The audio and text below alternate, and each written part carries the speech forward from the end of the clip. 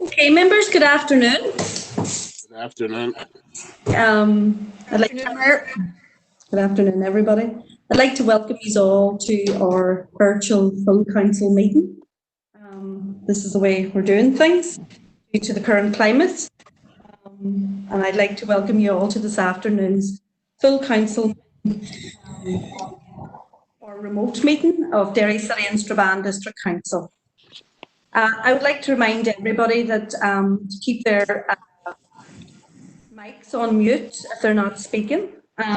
They can be the noise can reverberate around, so just make sure that people are on mute when they're talking.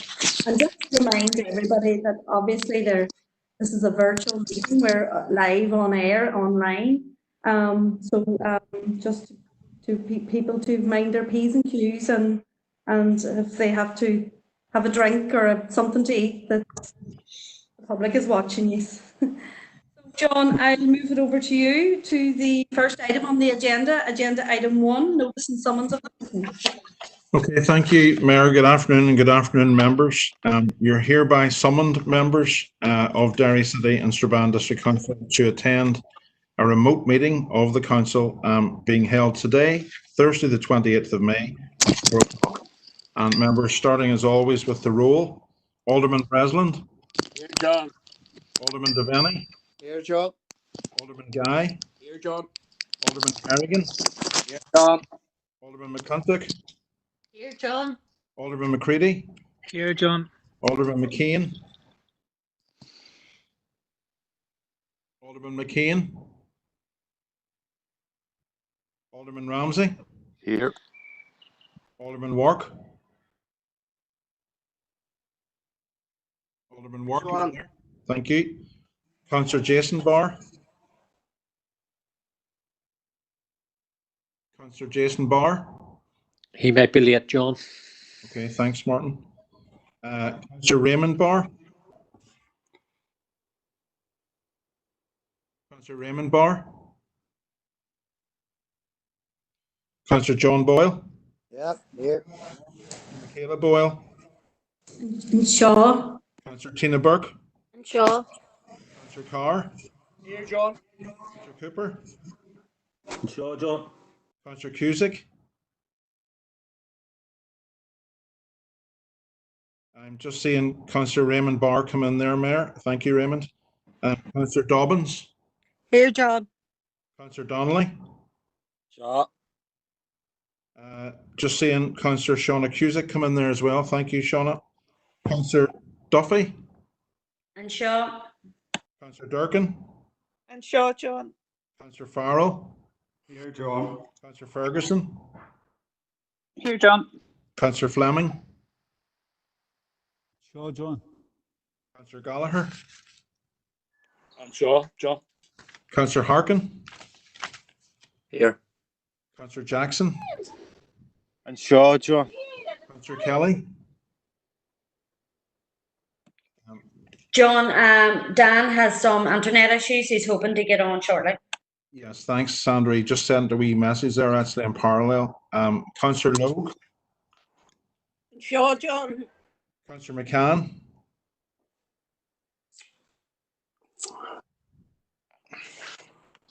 Here. Thanks. Yeah. Yeah. Councillor McCluskey. Hello, Yeah. Councillor Maguire. has the roll been called? Shaw. Who's speaking, please? Has the roll been called yet? We're calling it at the moment. Councillor McHugh, Shaw. Councillor McKeever. McKeever, Councillor McKeever. No. Councillor McKinney. Councillor McKinney. Councillor Mellon. Shaw. Councillor Mooney. Here, John. Councillor Riley. And Councillor Tierney. Here, John. Councillor Riley's also online as well, John. Thank you. So, Mayor, just to let you know, I didn't get Councillor Jason Barr. I haven't got Councillor McKeever, Jim McKeever, and I don't have Councillor Philip McKinnon, and I don't have Councillor Dan Kelly. John Phillips there, struggling with his internet, so I think he's dropping in and out. I'll mark him in then. Thank you, Rachel. Okay, Mayor, back to you. Thank you, John, for that. Members, agenda item 3, statement on remote meetings. And within your packs, on item 9 is a statement on the protocol of remote meetings.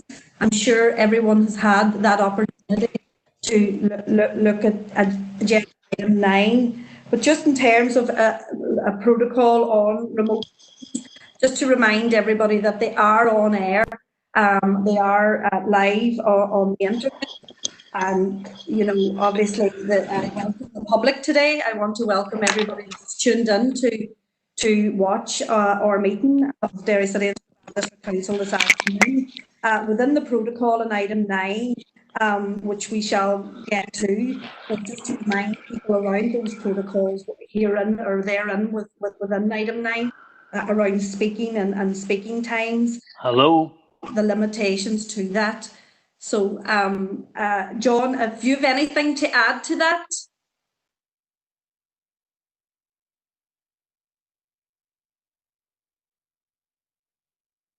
Hello, John. Sorry, Mayor. I'm just I'm wondering if you have a copy of the statement for remote meetings. Would you like to read that out? Or Hello. Is that you, Philip? Is that you, Philip? We can hear you if you want to turn off your mic. Yes, John. Obviously, the purpose of the report and the recommendations is to seek approval. Mayor, sorry for interrupting you. It's not the report, it's the statement for remote meetings. Yes. If you don't have a copy of that, I could read it for you on your behalf if you wish. Yes, John, please do. I don't have it. I can't get it up here. Thank you, John. Thank you. So, members, this is simply a statement that would be a similar statement read if we were meeting in the council chamber, but this has been tweaked for remote meetings. So, the Mayor would like to remind everyone who's in remote attendance that this meeting will be broadcast live via the council's YouTube channel and will be available for viewing by the public and media. The broadcast will also be available for repeated viewing at a later date. This broadcast may be terminated or suspended in accordance with council protocol. Members and approved speakers are reminded to only have their mics and cameras on while speaking at the meeting and to use the chat facility to highlight a request to speak. Members, by participating in this meeting, you're consenting to be filmed and to use and the storage of those images for broadcasting or for training purposes, and for the purpose of keeping historical records and making those records available to the public.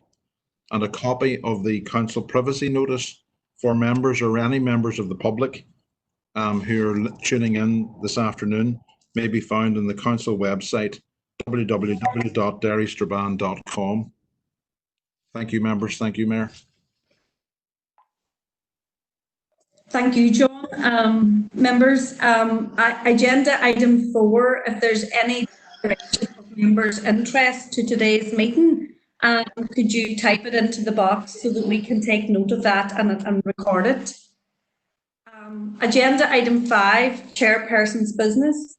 I have one item under chairperson's business, Alderman Graham Wark has contacted me prior to the meeting and wishes to raise an item under chairperson's business. So I'm going to give the floor to Alderman Wark. Are you there? Thank you, Mayor, for letting me in on chairperson's business. It's more or less, I feel personally that council should recognise basically Captain Tom and his achievement. And as we heard this week, there's £112,000 coming to Western Trust for his amazing achievement he done. Captain Tom also has been awarded an knighthood this week, which we have to acknowledge. But I feel council should acknowledge the great effort from Captain Tom, and I would propose that council write a letter on our behalf and acknowledge the great work and how this is more or less shared throughout the community, where people from around the world have to acknowledge the great work he's done. So thank you, Mayor, for letting me in on that. Okay, members, thank you, Alderman Wark. I'm happy to take that proposal from Alderman Wark, and I'm happy to get that actioned if members so wish to do so. I don't see any dissenting voices, so I'm happy to get that actioned on behalf of council. Alderman Wark. Thank you. And I see a number of declarations of interest coming in there also, and we will take note of that as we go along. Thank you, members. Okay, members, moving on. Agenda item 6, open for decision, the confirmation of the open minutes of the meeting of Derry City and Strabane District Council, pages 1 to 44. If everybody's content and read the item and the open minutes, could I have a proposer? So proposed. Chair, can I just come on that? Are you on accuracy or matters arising? Sorry, matters arising. Just two specific ones here, page 9 and page 17, just updates on both. The emblems in the workplace, it's item C60.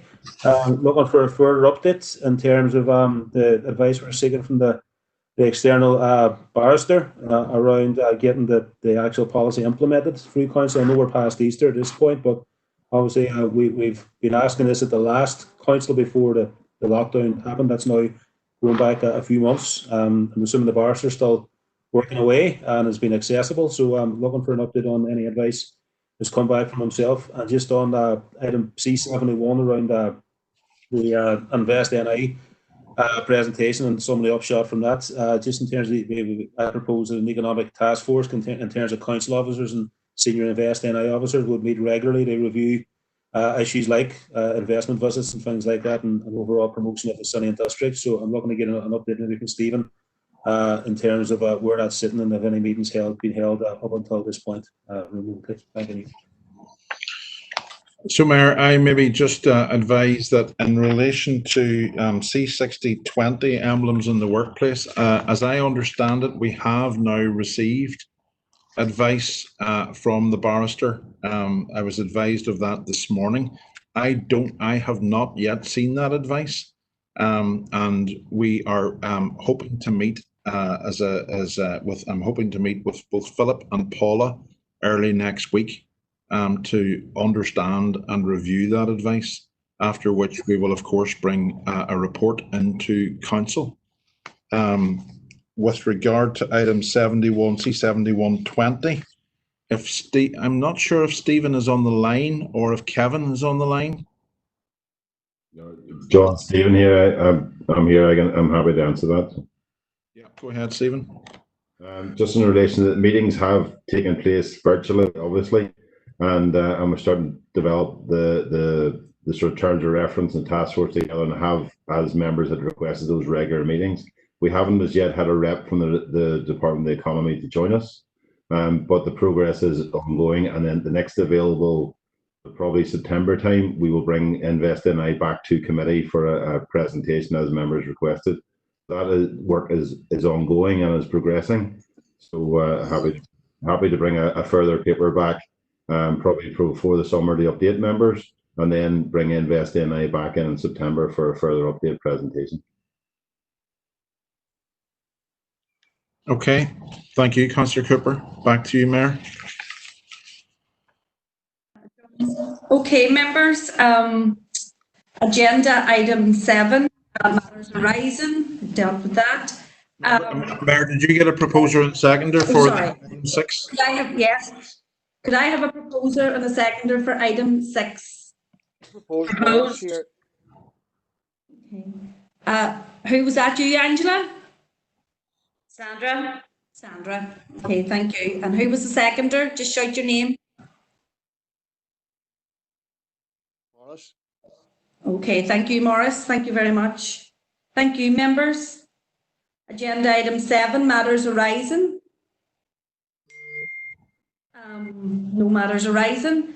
Item 8, members, the adoption of the open minutes of the committees. Under agenda item 8, all of those items under agenda item 8 we dealt with these in our March meeting.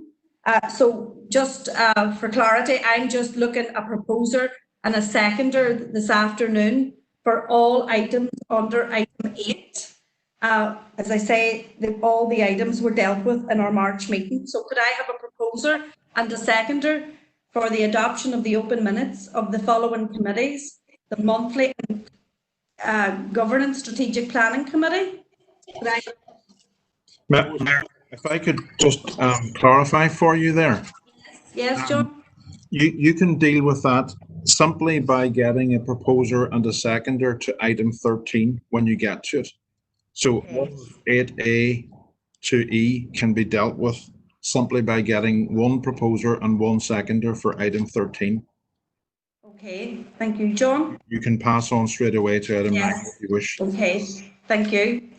Okay, members, item 9, you will see in your packs this afternoon the protocol for remote council meetings. They are at pages 109 till 126. Members, and I thank the legal services for providing the paper this afternoon. It outlines the purpose and report on the recommendations on the protocols around remote meetings. Within that, it does mention the times and speaking times.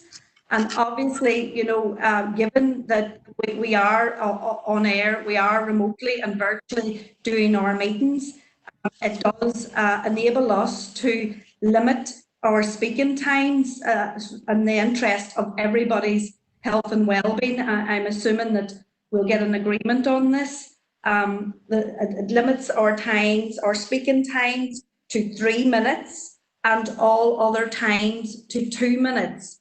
So I think most or all of you members have read the protocol, and what it's clearly saying is 3 minutes speaking times and 2 minutes any other time. So therefore the proposer of the motions would have 3 minutes to speak and everyone else 2 minutes to speak on the motions.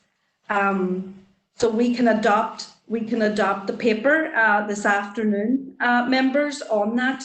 And I'm sure everybody, as I say, has had a chance to look at the protocol around the conduct of the meeting and how we deal with remote meetings. So I'm happy to move on from that if I get a proposer and a seconder to adopt that. Okay, Martin Riley, thank you. I'll second that, Mayor. Is that you, Philip? Yeah. Yes, indeed. Okay, thank you, everybody. Okay, members. Item 9 dealt with. Item number 10, the notices of motion. And I'll ask Councillor Mellon to move her motion. And has she got a seconder? Sorry, Mayor.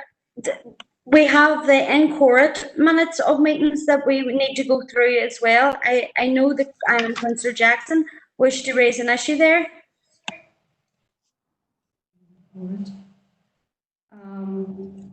Mayor, if you wish, you can take items 11 to 18 now, if you wish to do so.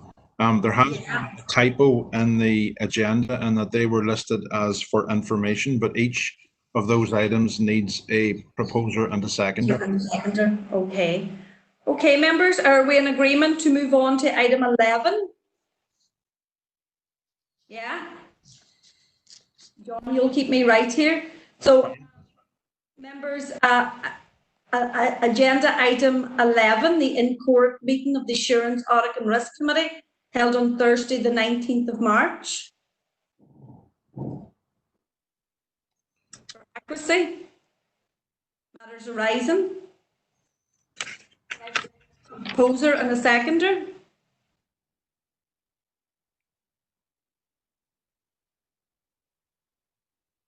Could I have a proposer? I'm going to just ask Mayor Philip for some guidance on that one. I don't think there's a proposer and a seconder required. Okay, right, okay. Because that particular one didn't actually happen. It's just recorded. Okay. As I think applies to the next one. The next one, yes, 12. okay. Yeah. Yes. Okay, item 12 is the same, so we're just acknowledging that. Thank you, John, for that clarity. Agenda item 13, obviously in court. Sorry, Mayor, and my apologies for being a bit clunky in this one. Item 12 does need a proposer and a second. Okay. Okay, thank you, John. Could I have a proposer and a seconder for item 12? Chair, if it's convenient, we can actually take a proposer and a seconder for items 12 to 15 just on block. One single proposer. Yeah. Mayor, could I come in? I know that I have spoken to Christopher about this, but Christopher might be off the line. Maybe his internet has gone down.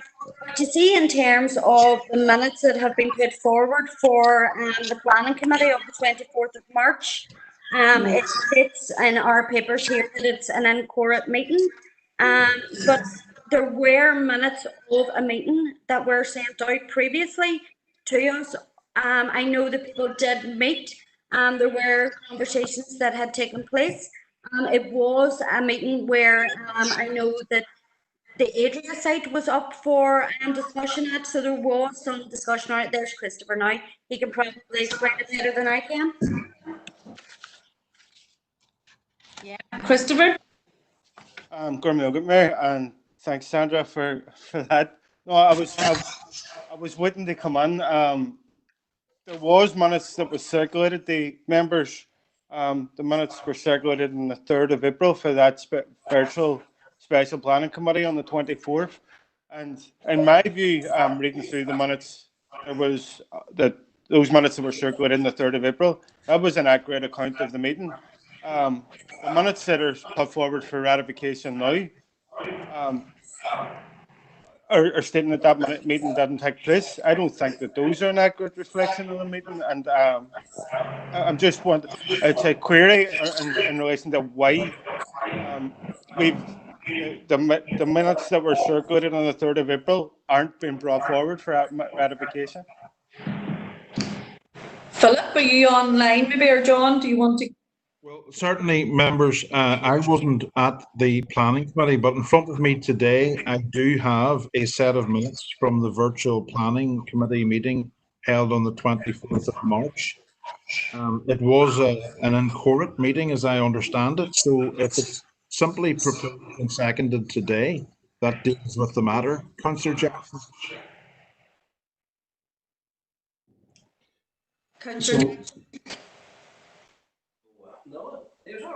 Chair, are you contested? If I could come in for one moment. Yes. Chair, this is a technical issue.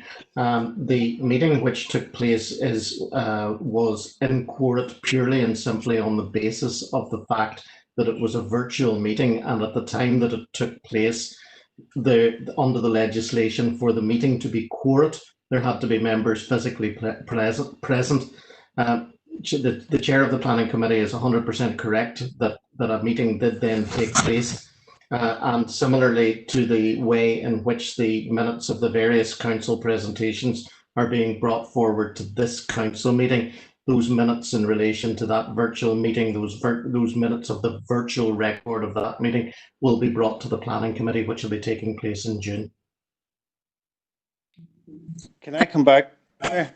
Yes, go ahead, Councillor Jackson. No, and thanks, Philip and John, for that clarity. But I just, my understanding of it is slightly different, because that meeting, although it was virtual, there was proposals taken at that meeting. There was discussion at that meeting. The only element of the meeting where we were advised that we couldn't take the decision was in relation to the actual planning applications. But I suppose there was a significant part of that application in terms of amending the scheme of delegation, which was discussed and voted on and agreed upon. So, and I suppose in relation to the meeting being in court, I find it difficult. That wasn't something that was explained at the time, and we were all under the impression that meeting was court, apart from the actual decision making in relation to the applications.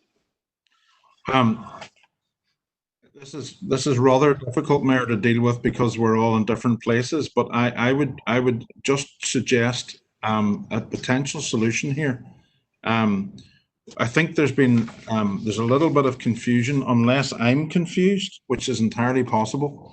But under item 12, members are simply endorsing today what took place on the 24th of March. And in accordance with the papers I have before me today, there was indeed a meeting on the 24th of March, as Councillor Jackson has outlined. And there's an extensive set of minutes accompanying that meeting. And that meeting did make recommendations. And today, if there's a simple proposer and a seconder, those are then formally ratified.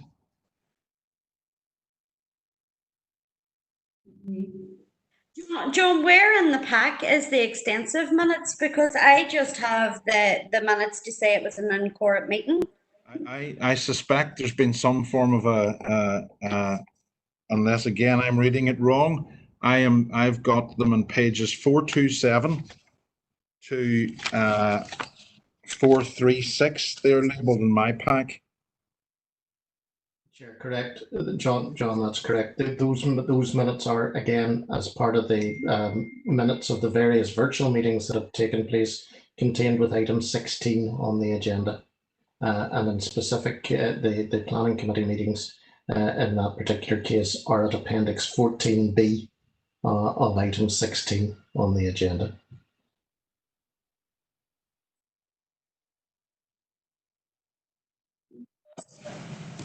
Okay, Councillor, yes. No, just finally, Mayor, because I know the meeting, the minutes that were supposed to be discussing at this minute in time under item number 12.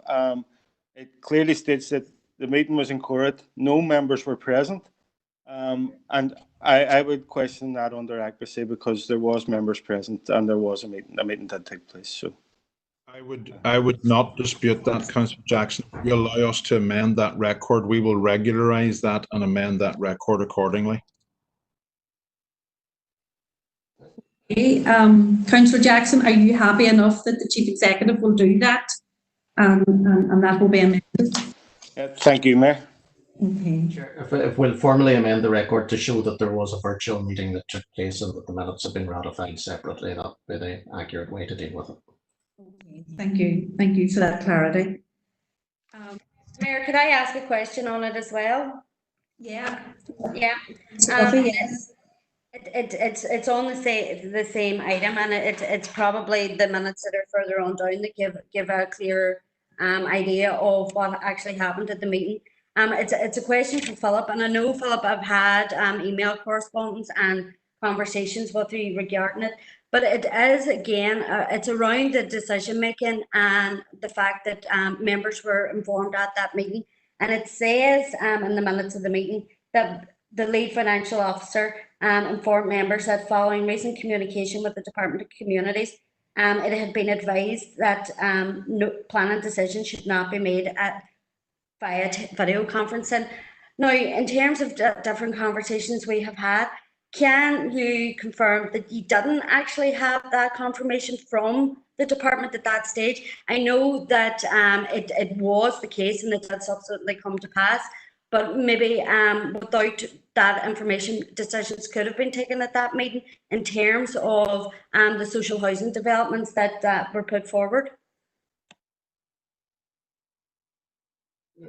Chair, I mean, the position that was set out was that there was a requirement for the regulations to be amended, sorry, for the legislation to be amended, the 2014 Act to be amended to allow virtual meetings to take place with decision-making powers. And members will be aware that those regulations did in fact come into effect subsequently to allow virtual meetings to take place. Members, that's the, that is the position in relation to that.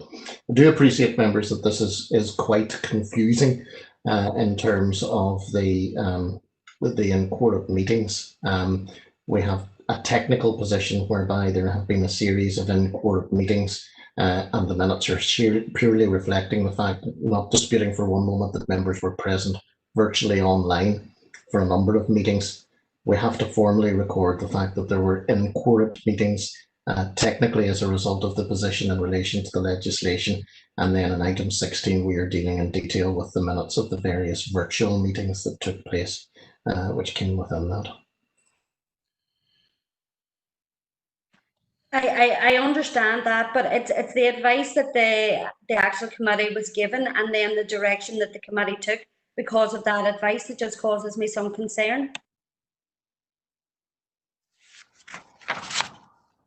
Chair, I mean, the legislation was subsequently amended to reflect the fact that it was necessary to reflect the fact that meetings could not take place virtually without clarification of the meetings with decision-making powers could not take place virtually without amendment to the legislation. The legislation needed to be amended in a couple of respects. One, to reflect the fact that a member was present at a meeting if they were present virtually.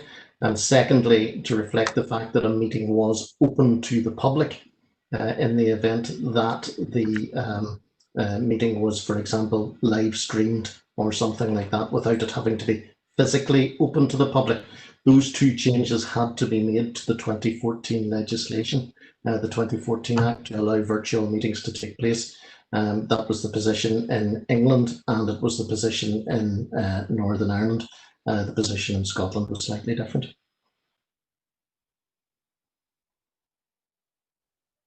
Thank you, Philip and John, for that clarity. Councillor Jackson and Councillor Duffy, does that clear up some of the clarity around the decisions that were taken at the time? Are you content that we move on?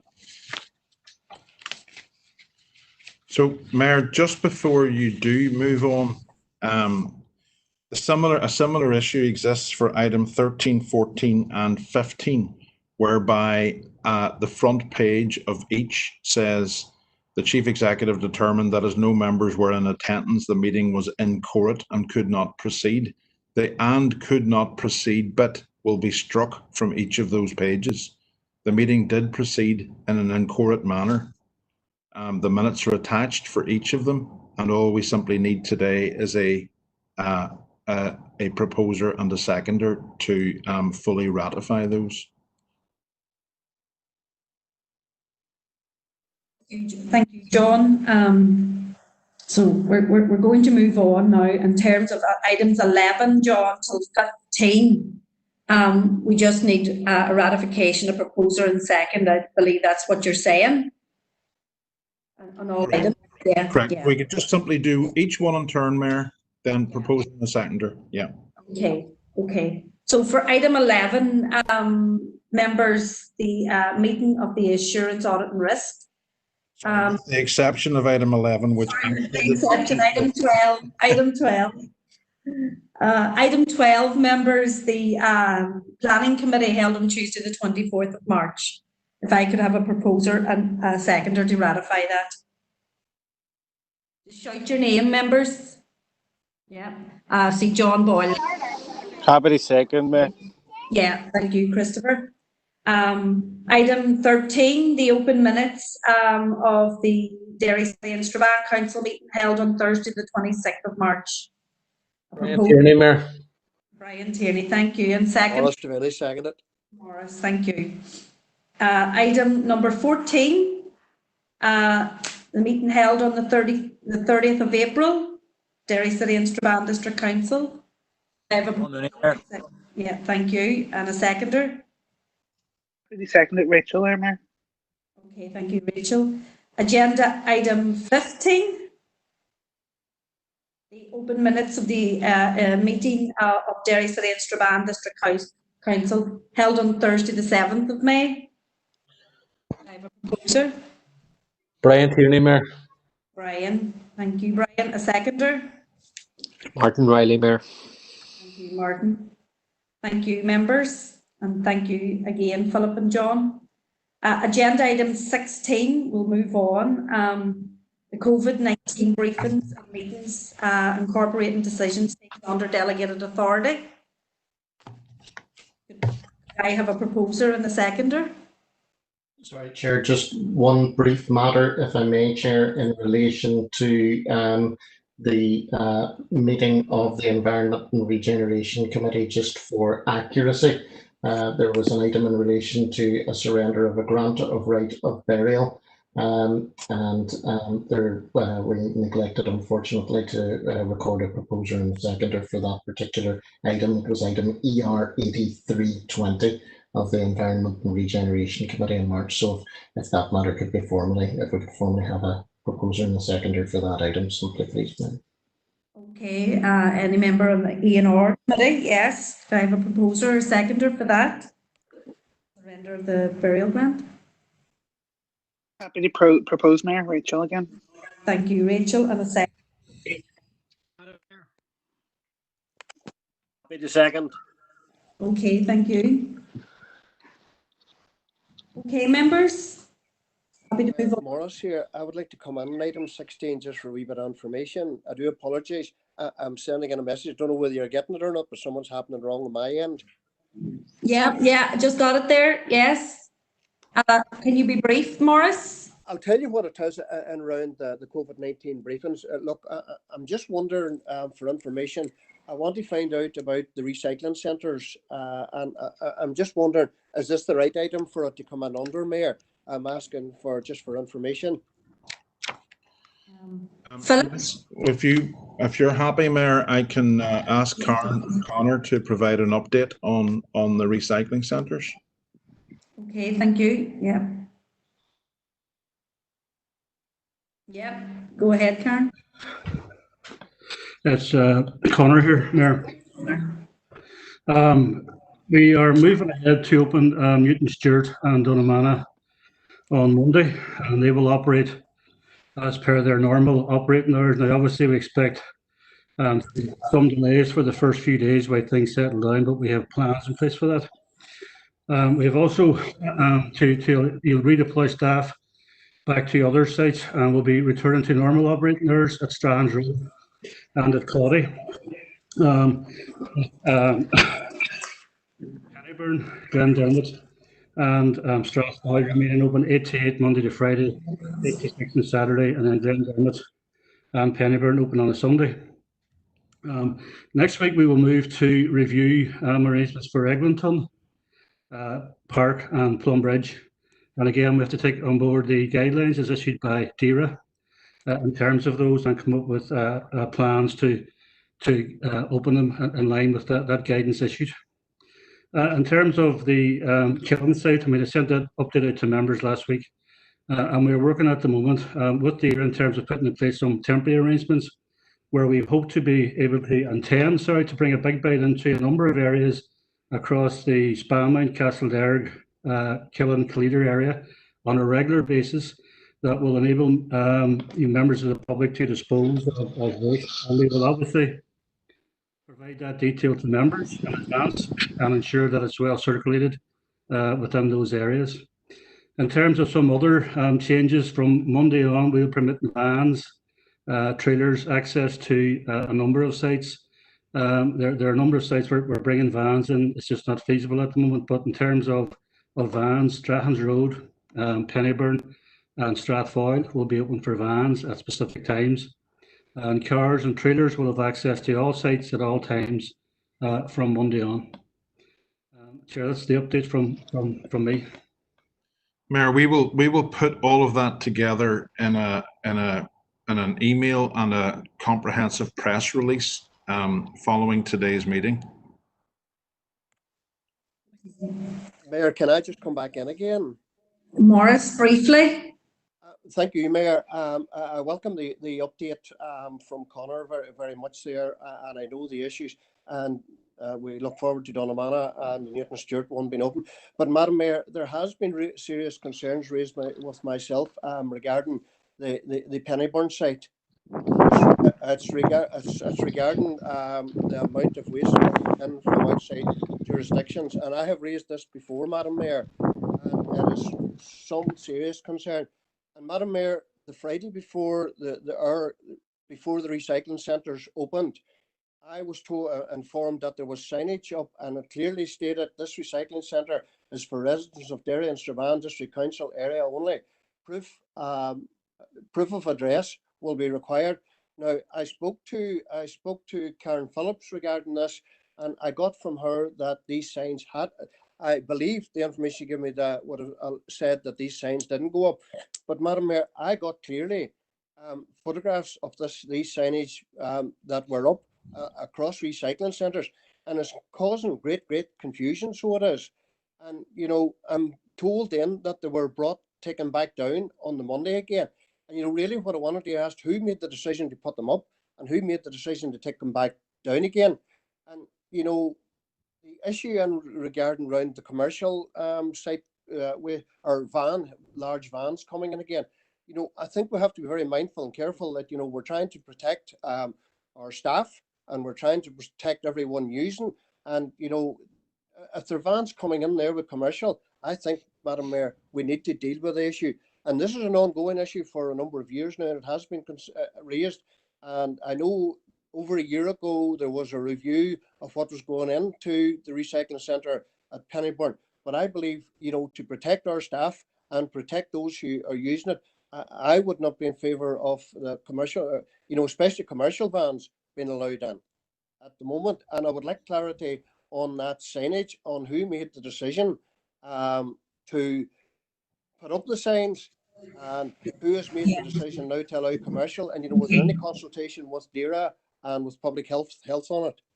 Sorry, Mayor, a wee bit long-winded, but Okay, thank you, Morris. I'll get Connor to respond.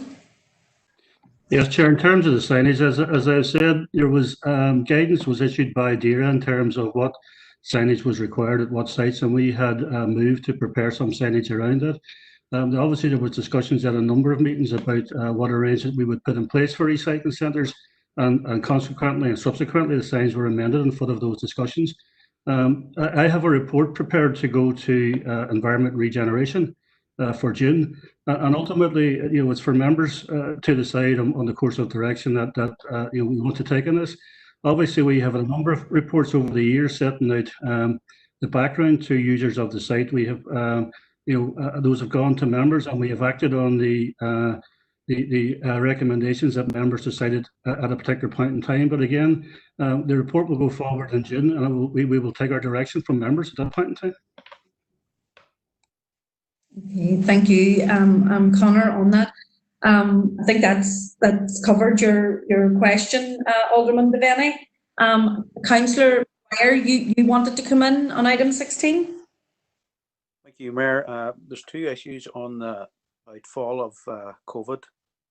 And the first one, if I could raise, is the A5. Basically, earlier this week, the Minister, the DFI Minister, has made a comment that there'd be a slippage on the A5 and A6 projects, with phase 1 of the A5 not due to start until the spring of 2021. The Minister advised that the Department is facing an overall pressure of 800 million, but has received 558 million, and which left a shortfall of 242. she advised that DFI has received that the Finance Minister, on contact with ourselves, has advised that the DFI has received the highest ever allocation of capital spend in the history of the department. So essentially the money is there for the A5, but it's at the Minister's discretion whether to prioritise the A5 or not. So I would ask that this council writes to the Minister stating that it is a priority. The A5 and A6 is a priority for the Northwest and indeed this council.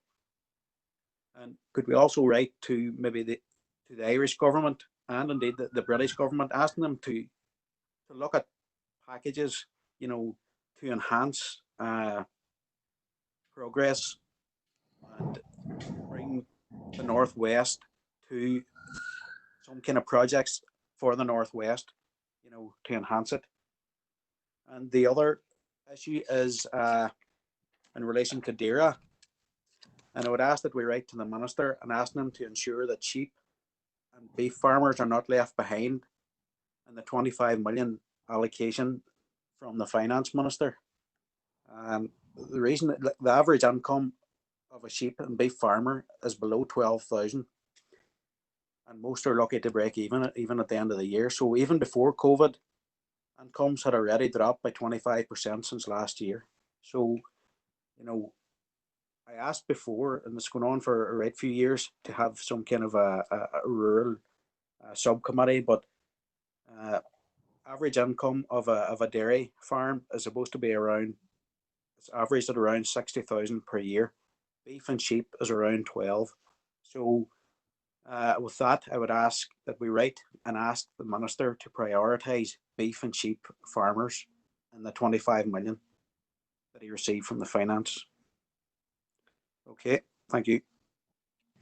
Okay, thank you, Councillor Duffy, Councillor Maguire. I see Councillor Duffy and Councillor Martin O'Reilly want to come in, and Councillor Barr has seconded that proposal on the A5. Councillor Duffy? Mine's on a separate issue, Mayor, if you want to come back to me. Okay, Councillor O'Reilly, did you want to come in on Councillor Maguire's comments?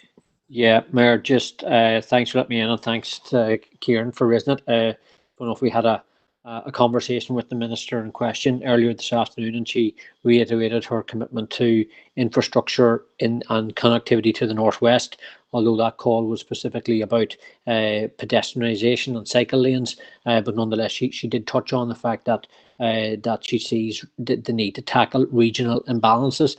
I think that if we look at what the Minister herself said in the answer to an Assembly question on this, she was talking about the need for these projects to continue, but recognise that her department had a shortfall that Councillor Maguire has outlined himself in terms of the figures. So the commitment to the A5 and the commitment to the A6 as key projects is not in doubt. Kieran is proposing that we write to the Minister. I have no issue in seconding that. The Minister will put that on the record to the Council in the same way as he put it on the record in the Assembly, I'm sure. So happy enough if Kieran's making a proposal that if it helps, I'm happy to second that we write to guarantee the support of all the parties across the chamber here for the A5 and the A6. Thanks, Mayor. Okay, thank you. And I know that Councillor Raymond Barr, Councillor O'Reilly has seconded the proposal. Councillor Barr, you wanted to come in and speak on that? No, not at this stage, Mayor. Fine, thank you. Okay, no bother, thank you. Councillor McCluskey, did you want to come in on? Sorry, Mayor. Councillor Duffy? Thanks, Mayor. Yeah, Mayor. Just in terms of Martin has already alluded to it, the meeting that we had with the Minister for Infrastructure earlier today around the pedestrianisation, and I know that we talked about it at our briefing last week. So I just wanted to put on record our thanks in terms of meeting with the Minister today, but also in terms of what we said to the Minister around it. While we completely welcome the scheme and think that any investment into the Northwest and into the city is always welcome, what we need to do is to ensure that we negotiate, communicate and talk to all the stakeholders involved in it, the business community, city centre initiative, everyone that will be affected by these changes, and make sure that they're all involved in the discussion. We've seen what happened the last time in terms of the closing of Shipkey Street without proper communication with the business community there, and we don't want to repeat the mistakes of the past. So while we very much welcome investment into the Northwest, we need to make sure that we keep all the stakeholders involved. Thank you.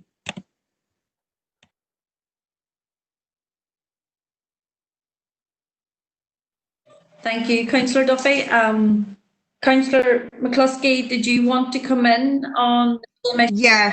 I'll be as brief as I can. During one of the COVID briefing meetings, I had talked about bringing forward a proposal about the university issue. Now, I'm not sure if this is the right time to do it. I was to bring a motion to this month's council, but because of a technical problem, Philip Kingston is blaming himself and I'm blaming myself. I think we probably, it didn't go in time. I thought it was just to be carried forward. But just to reiterate, we were to have established a City Deal working group, and I am extremely concerned. I'm losing sleep about the fact that the University of Ulster seem set to get up to 40% of the total of our City Deal and the match funding from Stormont. And this is an institution over which the city and district have no control. And they've already had an unsecured loan behind closed doors, which wasn't debated at Stormont, of 125 million to fill the black hole in their finances in Belfast. And we will be essentially gifting them a substantial proportion of our City Deal money. And this is an institution which for 50 years has done exactly nothing to further the aims of the city and district. So I think it's really just a question, when can we get this City Deal working group together? And as I say, I have a couple of Freedom of Information Act things, and I will be bringing a motion before council in June to look at how we can gain control. As I say, that when we don't have a standalone institution here in Derry, we have no power. We will always be at the mercy of decisions made by University of Ulster, and they historically have always favoured UU in Belfast. And we cannot have a Mazen of our own without an institution of our own. So I firmly believe that should be the direction of travel. But it's really the question for today's meeting is about the City Deal working group and how that can be convened and organised, and what its remit will be and how it's going to be constituted. Thank you, Mayor. Okay, Councillor I can come in there if you would like. Members had nominated onto the City Deal working group. I think it was the council meeting just before we went into probably the February council meeting just before we went into lockdown. We then had a City Deal working group meeting in the Derry, which had to be cancelled. And I think it was raised at maybe our last briefing again, when will the City Deal working group be established? So we have our AGM on Monday coming, and then we have our special council meeting the following Monday. And at the special council meeting, all the membership of all the groups, members will renominate onto all the groups. After that special council meeting on the 8th, I will then organise a City Deal working group. When we have the confirmed, what would we call it, 2021 membership of it, following that special council meeting on Monday, the 8th of June, which is just over a week away. Hopefully that clarifies, Councillor McCluskey. Thank you for that, John. Yes, thank you. Okay, thank you for that. Just going back to Councillor Maguire's proposal to write to the DFI Minister and the Dublin Government to enhance projects here in the Northwest, and also the sheep and beef farmers not being left behind. Could I get a seconder for that, Councillor Maguire's proposal? Second that, Mayor. Jason Barr here. Thank you, Jason. Councillor Paul Gallagher, you wanted to come in on COVID-19 briefings? It was just, Mayor, in regard to the number of the previous speakers talking about the meeting with the Minister today. I was in that meeting, and I got a sense there was good positivity coming from the Minister, in particular, on a few projects around Strabane, and had discussions with her around the Riverine and the importance that it has in Strabane, and also the the lower footbridge that would connect the bus depot to the town centre.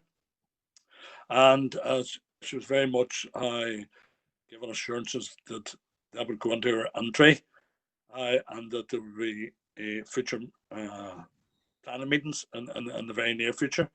So I think she was showing good positivity to getting outside of Belfast and getting our work done across the region. And Strabane was very much included in that. So I seen it as a very positive meeting. Thank you. Thank you, Councillor Gallagher, and I too welcome the investment that the EFI Minister has committed to the city and the region, and in particular Strabane. We're much awaited projects, the Riverine and the footbridge, that has been on the agenda for quite some time, and indeed the previous Minister, Councillor Hazard, who came to Strabane and saw for himself the need for the footbridge, and I welcome that, and I welcome all of the announcements that the Minister made today. So thank you, everybody. Councillor Riley. Hillary, is Alderman McClintock's looking in first. Hillary, yes, Hillary. Thanks, Mayor, and thanks, Martin, for that. Just very briefly on the ministerial meeting today too, I think it was very positive. She was very positive about the Northwest, and we put up a very united front, obviously speaking for the city and district area. And just as Paul was able to speak about the Strabane area, I took the opportunity to raise the Strathboyle Greenway. And I think the Minister gave us all time to air our views, and I think we did have a good consensus. And the feeling after the meeting, or during the meeting I should say, was that the Minister was listening to us, not looking to impose anything, but was really willing to work alongside us. To really welcome that, Mayor. Thank you. Thank you, Alderman McClintock. Councillor Riley. Yeah, Mayor, just for the record to confirm that was my sense of the meeting with the Minister today as well. Everybody has touched on it already, but from the SDLP's point of view, it was good to see the Minister be so proactive and engage with all elected reps across the city and district, and everybody took the chance to raise issues that are pertinent right across the city and district as well. Thanks, Mayor. Thank you, everybody. So I just need a proposer and a seconder for item 16. Mayor Morris. Morris, and is that Sandra? Yeah. Okay, thank you. Moving on, members, to agenda item 17, the street naming and property number request for a spelling correction to an existing street name, which is at pages 555, 551 to 552. Members, this is something that came to my attention, it was brought to my attention in terms of an existing nameplate in Strabane that contained a spelling error, and it dates right back to quite a number of years ago, whenever the estate was formed, Delaney Crescent.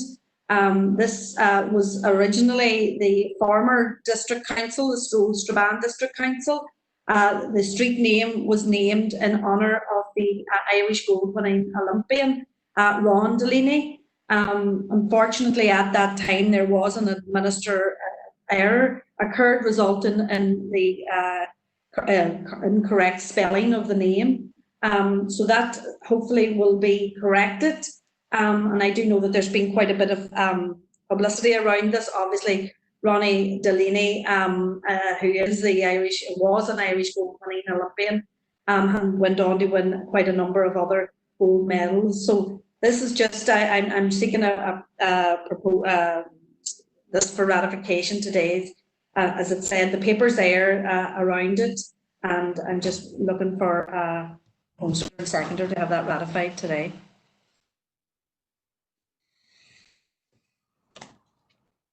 Okay, members, could I have a proposer and seconder to have that ratified? Proposed, Chair. Seconded, Ramsey. Thank you. Agenda item the list of May 2020. Could I have a proposer and a seconder?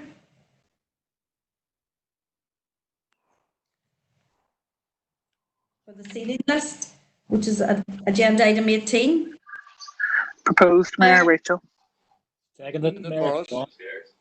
Thank you. Okay, members, agenda item 19. And again, I think, John, just for clarity, agenda item 19, I think the same decisions as previous on agenda. Mayor, just to caution, you're in confidential business. If you move to agenda item 19, you may wish to leave that until you deal with the notices of motion. Okay, thank you, John. Yeah. Okay, members. On to the notice of emotions, item 10. And Councillor Mellon to move her motion. And have you got a seconder, Councillor Mellon? Yeah, thank you, Mayor. Have you a seconder for your motion? I think Councillor Maguire's there, is he? Okay.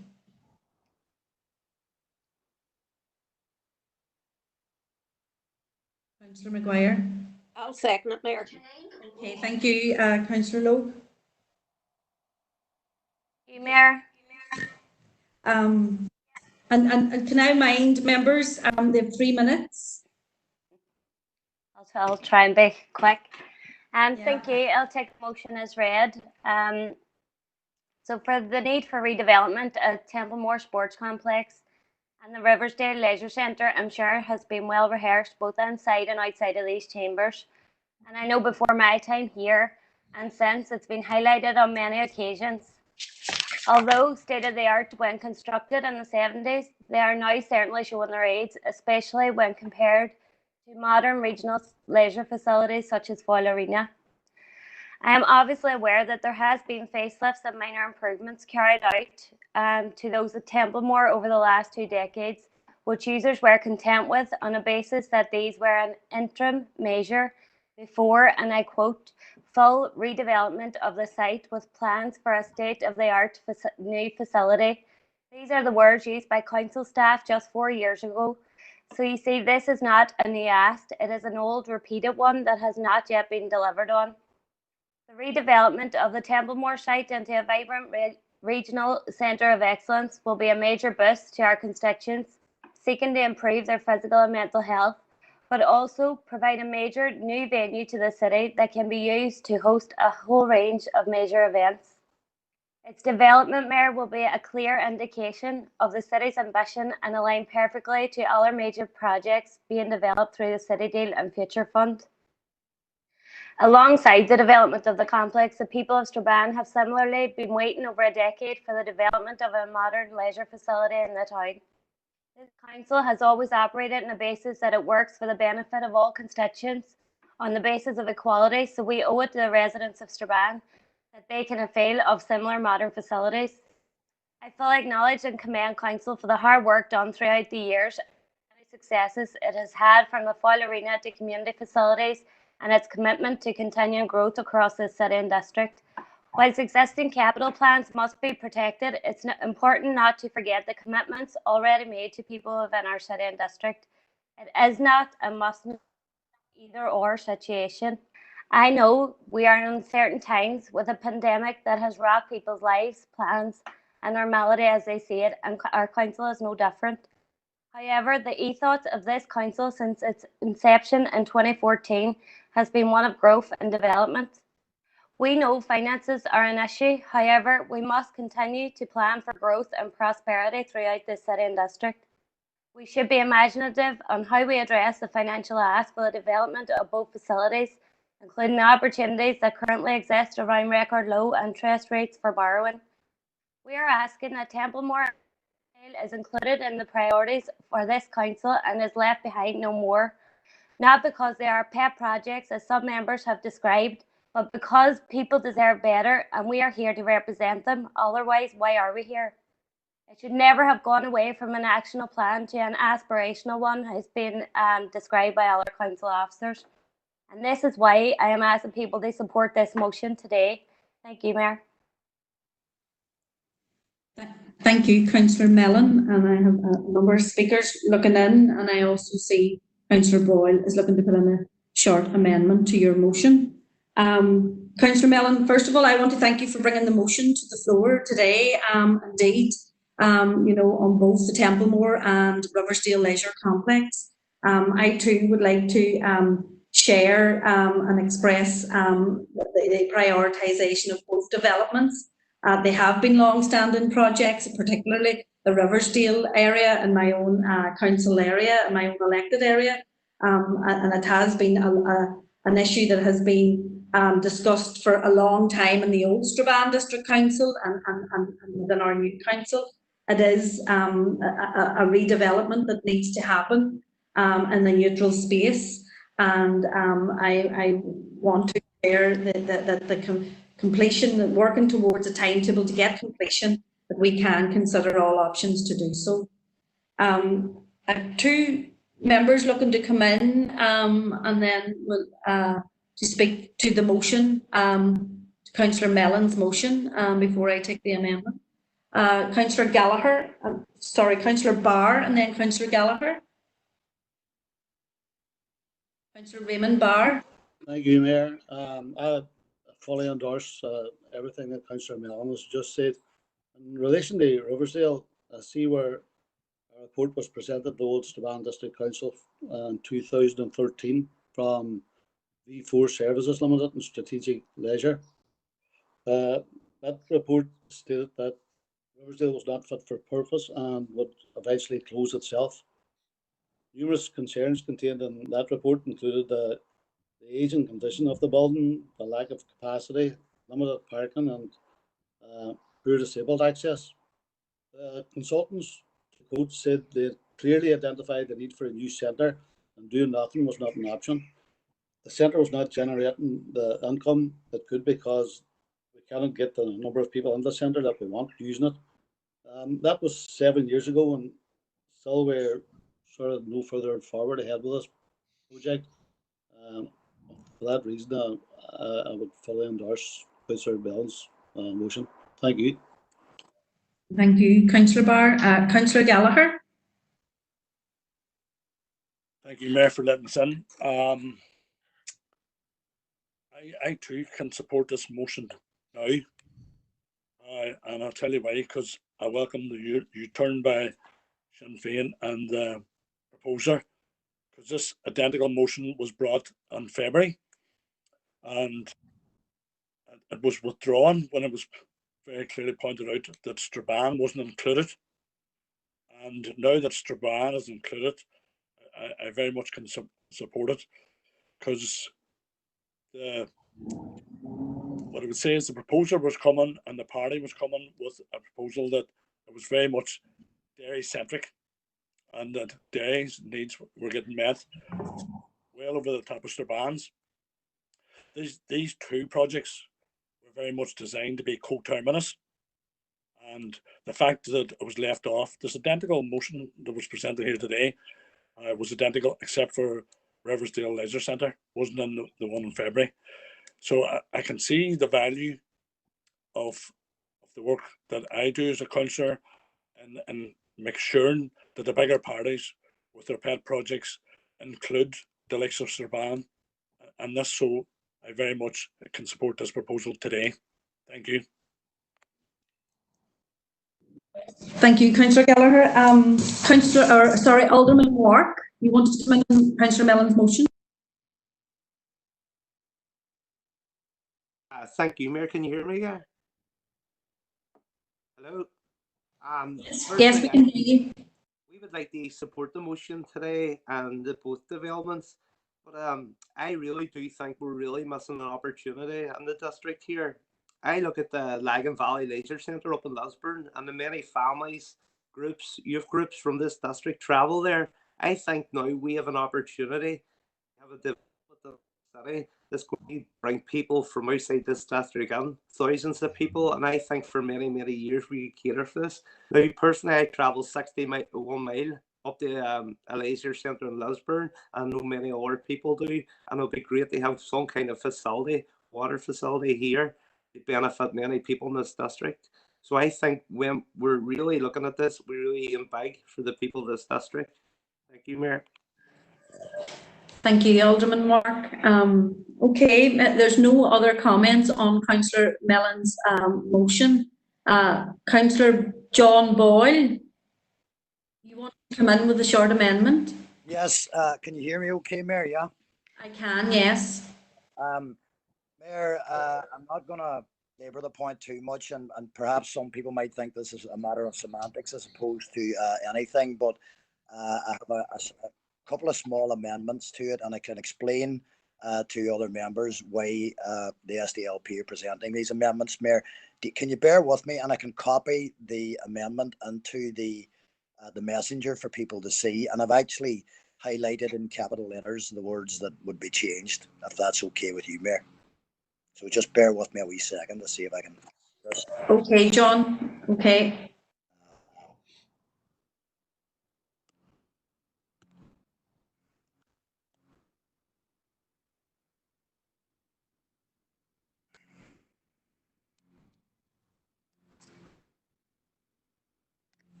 Nearly there, Mayor, nearly there.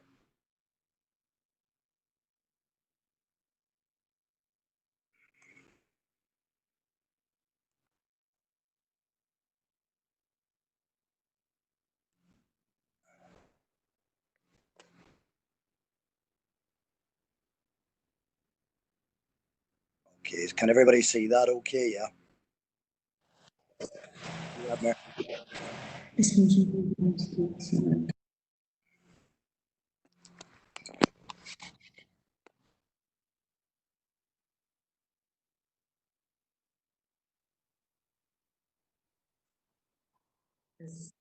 Yeah, John, yeah, we've seen the words that you have there in capital, yeah.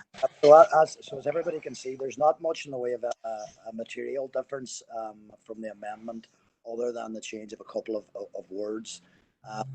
In the first instance, Mayor, that it's always a member of the Corporate and Capital Development Working Group for some years now. It's in my consideration that these two particular projects are very high up already in the priorities of the City of Council and all its members. The concern as the LP is the idea that we would be prioritising one project or two projects in front of many other projects. There's a very natural projects are developed. Capital Development Working Group, Mayor. I'll get a bit of feedback. Make it's quite difficult, Mayor. Some people can turn them off. So, in a sense, we're basically wanting to change that word from prioritise simply to accelerate, because there's nothing to stop other members, and Councillor Gallagher's already alluded to it a little bit there. You know, sometimes people can be having pet projects. That's not one of these things, and certainly any project is anybody's pet project. So to avoid any confusion, it's simply a matter of accelerating the process in terms of these two particular developments. Then the second, they're simply a matter of bringing it to a relevant committee, because that would expedite the matter much quicker than leaving it till the end of September in the full council. So we would be discussing it early September, and I think that would be adequate time for officers to prepare the report proposed by Councillor Mellon's proposal. And of course, not ignoring the fact as well, Mayor, that in September, this council probably will be in a better position to work out the finances in relation to so many different things, and the things that perhaps will have to be prioritised ahead of and above corporate and capital development. None of us have crystal balls, Mayor, least of all myself. So it's more or less just a matter of treating these projects the same as all projects, because there are so many on that list as anybody. They should probably be given the same opportunity to progress, and some of them are actually obviously at a very advanced stage at this stage, and we don't want to take officers' attention away from continuing with the work on those, Mayor. So that's why the amendment's there in that particular fashion, and hopefully members can see the logic behind it. So again, thank you for affording me the opportunity to address it, Mayor, and I'll leave it over to you now to pass that on to everybody. Okay, thank you, Councillor Boyle. There has been no one looking to come in. Yeah, sorry. Mayor, Yeah. Mayor, just for the record, Brian Tierney here, sorry. I'm second. Second, yeah, thank you. Thank you, Brian. Thank you. There's no members looking in on the amendment. No one has indicated to speak on the amendment. So if that being, we'll move to the vote on the amendment. Mayor, it's John here. Rather than run laboriously down through the list, are you sensing that that is a unanimous view on the amendment? Yes, I would. No, Mayor, it's not. Sorry. No, it's not. Sorry, yeah. Okay. I personally would feel that that amendment dilutes the motion as it stands at the minute. So no, certainly, Sinn Féin wouldn't be supporting that amendment at this stage. Okay, so we'll move into the vote. The list then. John? Yeah. Okay. Just running through the members for, against, or abstain to the proposed amendment. Alderman Breslin. Alan, are you there? Members, it might be just helpful for the vote if you could all turn on your mics now at the one time. Alderman Breslin. Or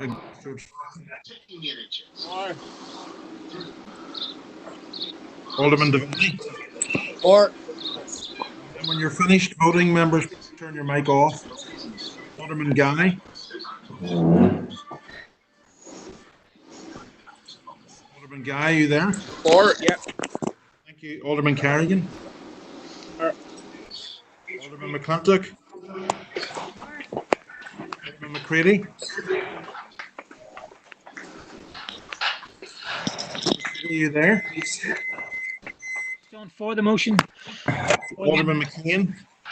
For the motion. Alderman Ramsey. Motion. Sorry, it's for the amendment. Yep. Amendment. Alderman Whitman. Graham Wark, you. For Jason Barr. For the motion. For the amendment. Raymond Barr. Raymond Barr. For the motion, John. John, could you just hold on a minute? There's a lot of background noise going on there and people just cannot hear. I can hear people stirring cups of tea or whatever it is, and I just think people should switch off mics. Yes, everybody. John did ask people to put on their mics for what way they're voting, but as soon as you've done your voting, turn your mic off. Okay, Councillor John Boyle. For. Councillor Michaela Boyle. Against. Councillor Burke. Against. Councillor Carr. For. Councillor Cooper. Against the amendment, John. Councillor Cusick. For. Councillor Dobbins. For. Councillor Donnelly. For. Councillor Duffy.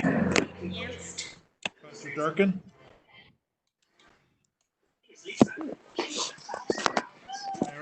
For. Sorry, John. For, thank you. Councillor Farrell. For the amendment. Councillor Ferguson. For. Councillor Fleming. Fleming.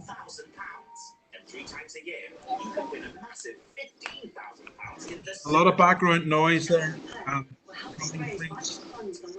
Councillor Fleming, I can't hear you there.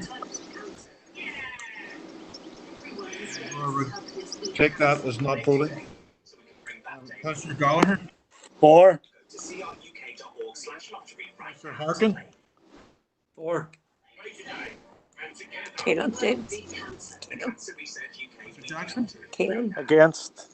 Thank you. Councillor Dan Kelly, did you come in?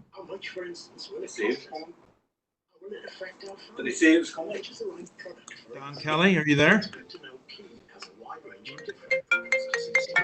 Patricia Logue. Councillor Logue. Against the amendment, John. Councillor McCann. Councillor McCann, are you there? For. Thank you. Councillor McCluskey. For. Councillor McGuire. Against. Councillor McHugh? Against, John. Thank you. Jim McKeever, did you come in? Councillor McKeever? No.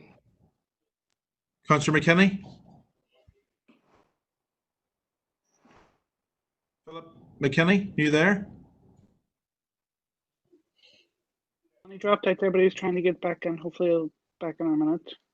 Okay. Councillor Mellon? Against, John. Councillor Mooney? Amendment, John. Sorry, say again. For the amendment, John. Thank you. Councillor Riley?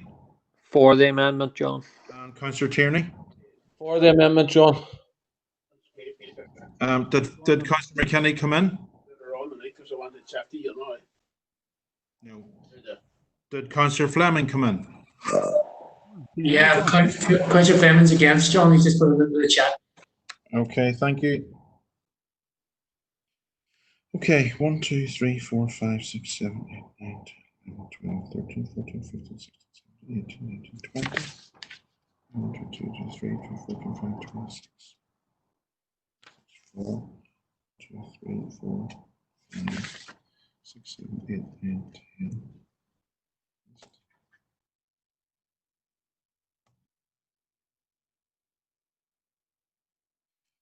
Mayor, I have 26 for and 10 against.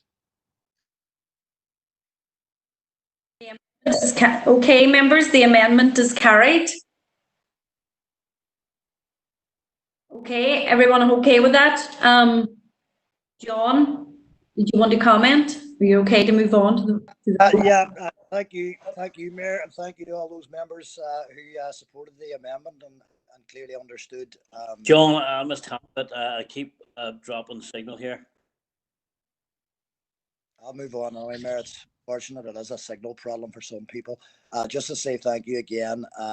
Clearly, everybody recognises the importance of supporting these two key projects, Mayor. But again, the essence of what I was trying to drive at is that we should always bear in mind that there are many other projects out there too. So again, thanks to everybody for the support. I certainly didn't believe that there was any attempt to dilute the original motion. And certainly, quite frankly, surprised to hear Professor Duffy say that. But we are where we are. We move on, and we look forward to the report now coming in September. Thank you, Mayor. Okay, members, thank you, and we'll move on to the motion as amended for the vote. John, if you want to do a roll or Michaela, I'm not sure if there's a need for a vote. We will be supporting the substantive motion as it now stands. And there was no dissenting voices or abstentionism. So I take it that the motion as amended goes through. Are we content to record that as unanimous? Yeah. No dissenting voices, John, yes. Okay. Okay, thank you. Councillor Mellon.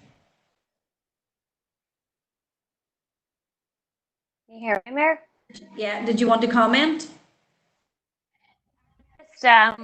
We're happy to support the substantive motion. We understand it wasn't the intent for Councillor Boyle to dilute anything, although we had a discussion ourselves and we know that it hasn't been a priority for over a decade. So that was our reason for putting it in. We wanted to ensure that council officers knew that this needed to be looked at. It wasn't to take away. However, happy that the motion has went through and we can see some progress, or even the discussions for these centres to be at the table again. They're not aspirational. Thank you very much. Okay, thank you, everybody. And I know Councillor Hart did indicate, but we've voted on the motion and the proposer of the amendment has spoke, so therefore we can't take any more comments. So moving on to the next motion, next notice of motion, Councillor Duffy to move the motion. Councillor Duffy, have you a seconder? Yeah, I'll second that, Mayor. Thank you. Councillor Duffy? Thank you, Mayor. Mayor, the motion is there on our screens. I don't intend to speak long on the motion. I do think that it is a motion that I am sure the majority of people at this meeting see the importance of and hopefully can support. It's a motion that's calling on the Health Minister to fully fund the Community Crisis Intervention Service that is based here in the city and serves the wider council area. I don't think that I need to rehearse the reasons behind the service being developed and becoming a pilot. It was on the back of a number of incidents, but also on the back of a number of reports that had Derry again at the top of the wrong lists. These lists did include the NI Self-Harm Registry report that had the Western Trust area as having the highest rates of suicidal behaviour in the north. The CCIS was then developed in conjunction with the Western Trust, the Health and Social Care Board, Ulster University, Foyle Search and Rescue and Council to provide a low threshold responsive service addressing issues of crisis, self-harm, suicidal ideation and substance misuse using de-escalation techniques with support and trained counsellors on hand to ensure the person receives the appropriate help that they need. This service sits quite neatly within the Protect Life 2 strategy. This is the suicide prevention strategy. It was published in September 2019, and at the core of that strategy, it is the core strategy for the North relating to mental health and suicide prevention. The strategy focuses on frontline services, early intervention, and building emotional resilience. The pilot CCIS supports Objective 7 of this strategy, and that is to enhance the initial response to and care and recovery of people who are suicidal. The Protect Life 2 strategy identifies the need for out-of-hours crisis de-escalation and safe places which would enable people who present in social and emotional crisis to access a service which is provided to them with the opportunity to de-escalate from the crisis in a safe manner and receive a referral to appropriate support. All of this is what CCIS does. So imagine our disappointment, and that's putting it very mildly, when we were told that there was no budget to continue this vital service, and that this vital service that has undoubtedly saved lives over the course of the last 18 months.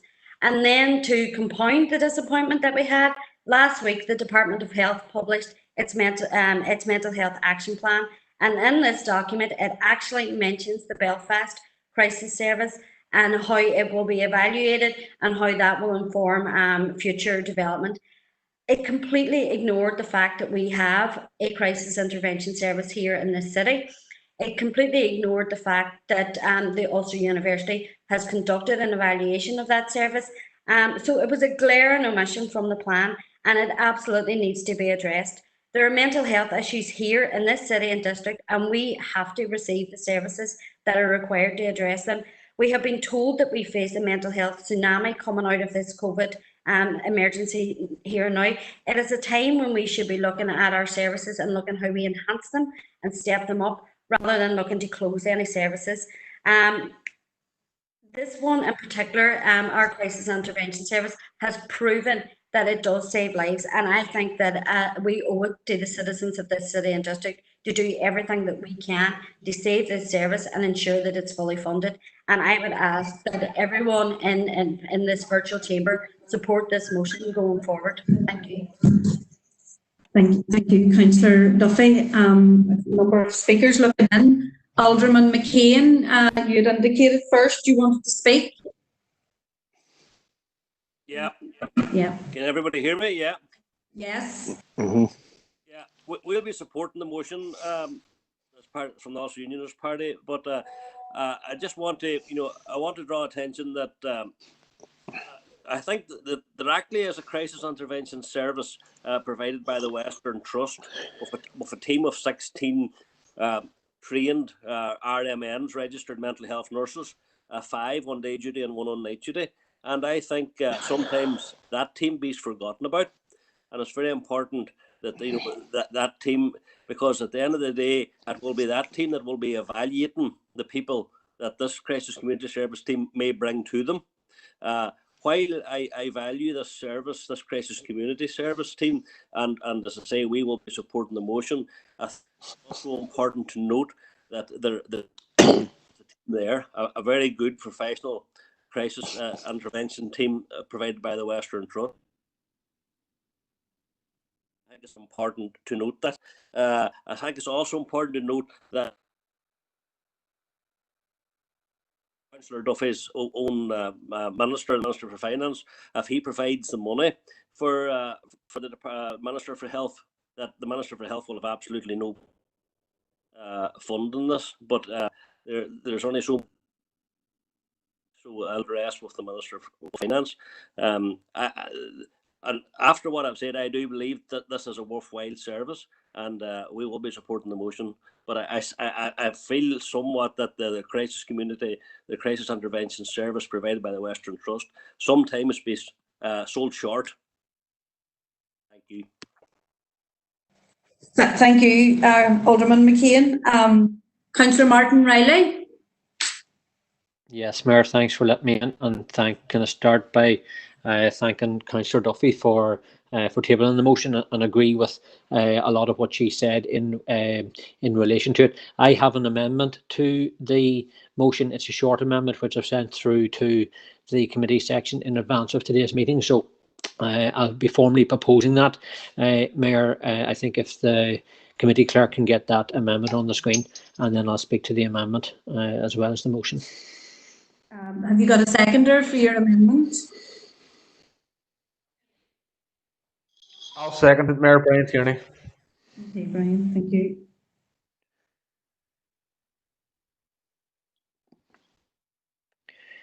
If the committee clerk can just get the amendment up.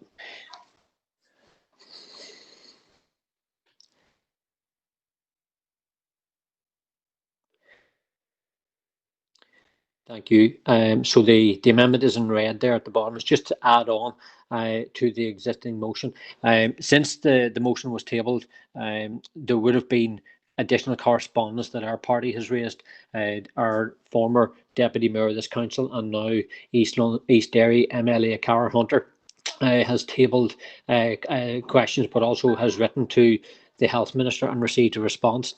The Health Minister has replied indicating that that due to the COVID-19 pandemic, his budget is obviously under extreme pressure, but he also makes the point that that he can't take on any new initiatives at this time, and that a work stream has been established under the Protect Life 2 strategy to consider options around future provision. So he's made it clear in his correspondence to MLA Cara Hunter that his budget doesn't allow him to do this at this stage. Now, we would feel that in the Protect Life 2 strategy website itself, one of the very first things on the website indicates how no single organisation or service is able to influence all the complex and interacting factors that lead someone to harming themselves or ultimately to bring their own life to an end.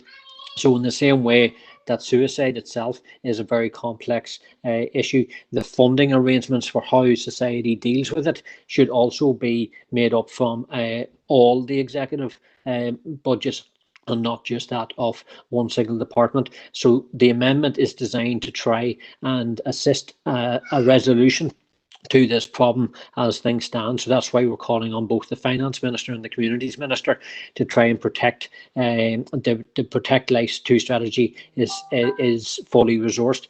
It's worth pointing out as well, Mayor, that many of the charities that would have provided this type of advice and services to people before this crisis intervention service was set up in our council area, many of those charities now are facing even more difficult financial pressures than they were at the time prior to the initiation of this service due to COVID-19 and the fact that much of their fundraising is not able to take place in the usual way. So if this service were to close, the very people that would have helped them to provide as best a service as they could prior to the service being in place, they're even now more stretched and unable to do it.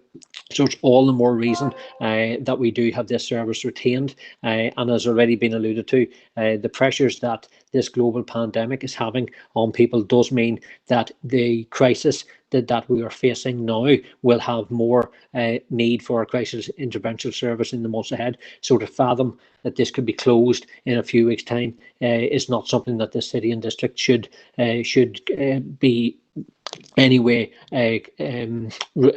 hesitant or reluctant about raising. So that's why I think we need to go beyond just one minister in the executive, widen it out and include the relevant people in the executive table, specifically the people with the purse strings here, to see what they can do to assist. Thanks, Mayor.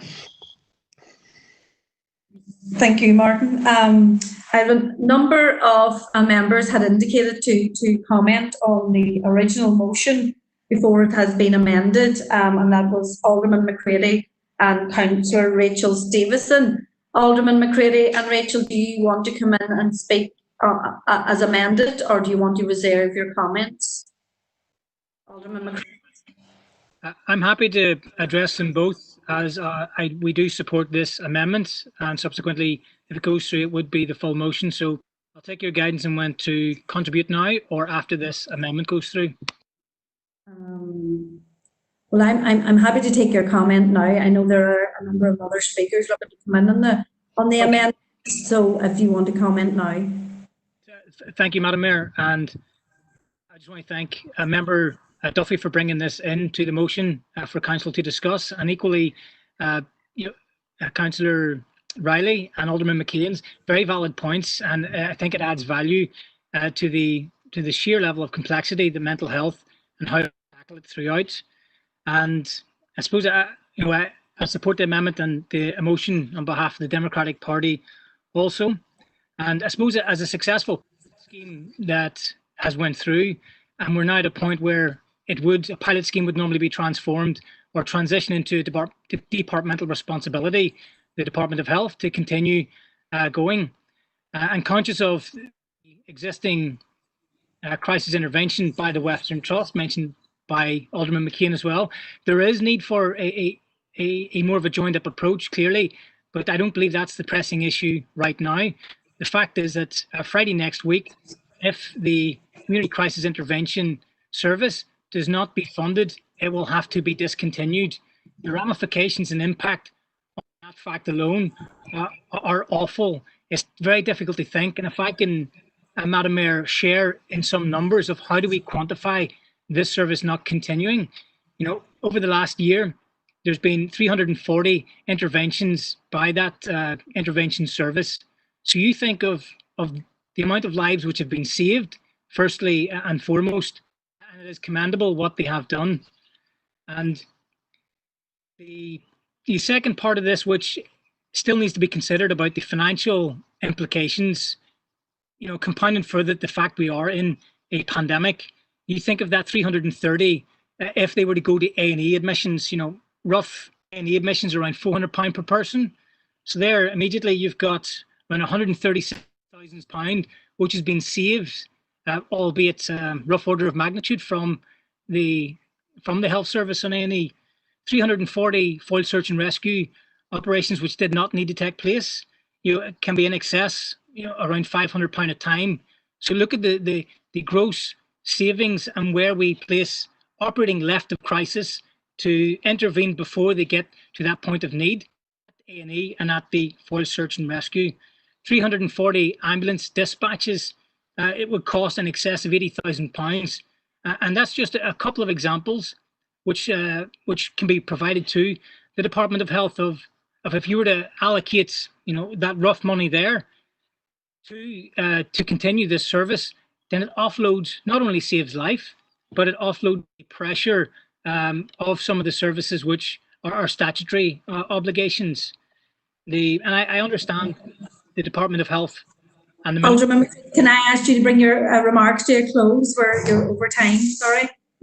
Thanks, Mayor. Briefly, in summary, £130,000 is needed to be secured by next Friday to sustain the service. And in light of what Councillor Duffy has said about the expansion plans with the Ulster University's evaluation, they would need £240 per annum. And the which I will sign off on is we as council contribute around £40,000. Clearly, we have got our own financial issues. Do we have £40,000 to contribute if this service were to continue going ahead? Thanks for your time. Thank you, Alderman McCready. Councillor Ferguson, Rachel, did you want to come in on the amendment, on the motion as amended, or do you want to reserve your comments? I'll reserve my comment for the motion if you don't mind, Mayor. Okay, thank you. Councillor Duffy on the amendment. Yes, Mayor, thank you very much for allowing me to come back in on the amendment. The amendment sort of confuses me, to be honest. In Councillor Riley's address to the amendment, I got what he was saying in terms of calling on the executive, calling on the person that has the purse strings in terms of the finance minister and the health minister. I don't understand the addition of the finance minister and the communities minister into it. That just confuses me. If he had have wrote in terms of and calls on the executive or even calls on the Department of Justice, because I know that other people the health minister himself has alluded to the fact that justice should be included in the funding of this service in terms of the work that it does on the ground. So I just don't understand the proposer's thinking around finance and communities, unless he's trying to make this a political issue. But having said that, I won't support this motion as it stands, or the amendment as it stands at this point, because I think it just takes away from the motion. If he had have included the executive as a whole, I would support it, but not in terms of singling out finance and communities. It doesn't make sense to me. Thank you, Councillor Duffy. Councillor Harkin, you wanted to come in on the amendment? Thanks, Mayor. Yeah, as other councillors have said, we're in the middle of a global pandemic, and the impact on people's mental health is going to be huge. And we're going to be in a situation in a number of months where we'll see the damage economically, and there's going to be a lot more hardship here in the district. So I think we have to fight for every service that can potentially help people. So we first discussed this on May 7th, and I think the council back then was unanimous that we wanted to make sure that the intervention service was protected and funded. So it is very, very disappointing to hear that that's not the case right now. So I think that this sends the wrong message to the people of Derry and Strabane, that the first thing people are going to hear when we're facing a potential growth of mental health issues is that one of our services is going to be lost, and it's going to be lost in June. So I think that is unacceptable. So I think we have to fight very hard on this. And the reason why I would support the amendment is because I think it should be the entire executive's responsibility. In fact, I think there needs to be an emergency meeting of the entire executive to address this. I think Councillor Riley could have expanded this to the full executive, but he expands it out. And I think for us, we want to say that all the departments, whoever has a role and whoever has decision-making abilities, should see this as a priority. We cannot send a message to people in Derry and Strabane right now that a crisis intervention centre isn't worth finding the funding. And so that's why it is the responsibility of the entire executive. And I think we should call them to have an emergency meeting. I think that's the demand that should come out of the council meeting. So I would be for, including the entire executive. But I think that adding in several more makes that point that this is about the executive's responsibility to Derry and Strabane. Okay, thank you, Councillor Harkin. I know Councillor Gary Donnelly and Councillor Martin O'Reilly is looking to come in again. Just on that, today myself and a number of the MLAs met with council officials, two council officials. It's just a follow-on meeting in relation to this. And we did, one of the actions or the outcomes of that meeting today was to request urgently a meeting with the health minister in relation to it, given the very finite timeline that we have on this.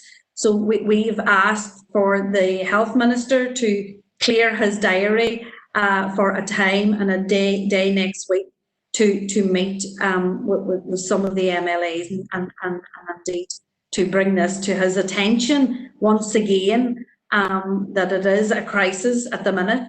It's a crisis service, that is in crisis. So that has already been actioned from today's meeting. Members, I'm looking, Councillor Gary Donnelly is looking in. Councillor Donnelly.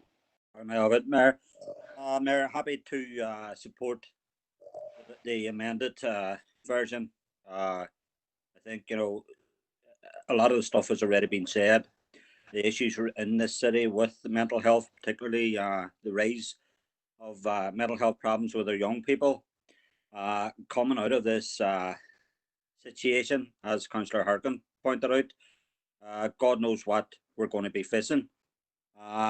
You know, as somebody who's out and about helping in the relief efforts, you can see a deterioration in people, in the most vulnerable people in our community, in their mental health.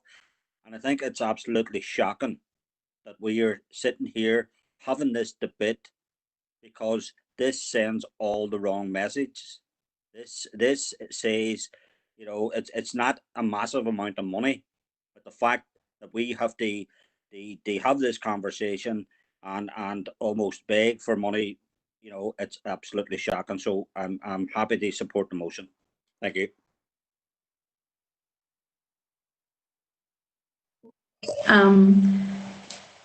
Councillor Riley, you wanted in to clarify something on the amendment. Yeah, Mayor, just in relation to Councillor Duffy's comments into the amendment and why you tabled it in that way, I had made it clear when I was proposing the amendment that one of our MLAs had received correspondence from the Minister of Health. The letter only came in yesterday, but the letter indicated clearly to her that the Protect Life 2 budget is already fully committed. So that's why I added in the lines that we should be calling on the Finance Minister to better resource the Protect Life 2 strategy. And the reason I included the Communities Minister is because this project is a council pilot. It came from our council. So the Communities Minister is the minister responsible for local councils. So that's the reasoning behind the two names, the two ministers that I had given. Hearing what Councillor Duffy has said, and indeed some of the other councillors, if the mood of the council is that it would be a unanimous motion if I were to change my amendment to make it and calls on the Northern Ireland Executive instead of specifically naming finance and communities ministers, then that's fine, because I do think it is important that this council unanimously agrees a motion. So if my amendment needs to be further amended by myself in order to achieve unanimity across this chamber on an issue that I'm sure all of us would agree that none of us should be playing politics with, then I'm happy to do that. But I'm giving the explanation as requested by Councillor Duffy in relation to why those two ministers were chosen, because they're the two that have the purse strings attached to this particular project. So with that in mind, Mayor, I can change the first line of my amendment to say, and calls on the Northern Ireland Executive to ensure the Protect Life 2 strategy is further resourced. Thanks.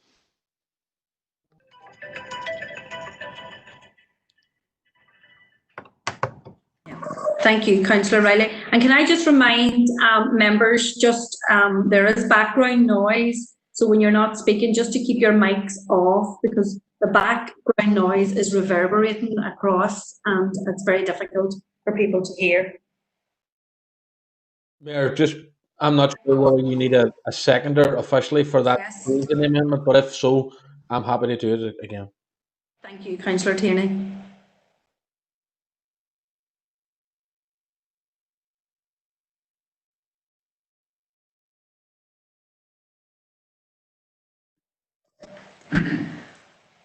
Okay, members, I think going by the comments on the chat and the conversations that we've just had, that amendment to the motion is unanimous, unless someone has indicated otherwise, but I don't think so.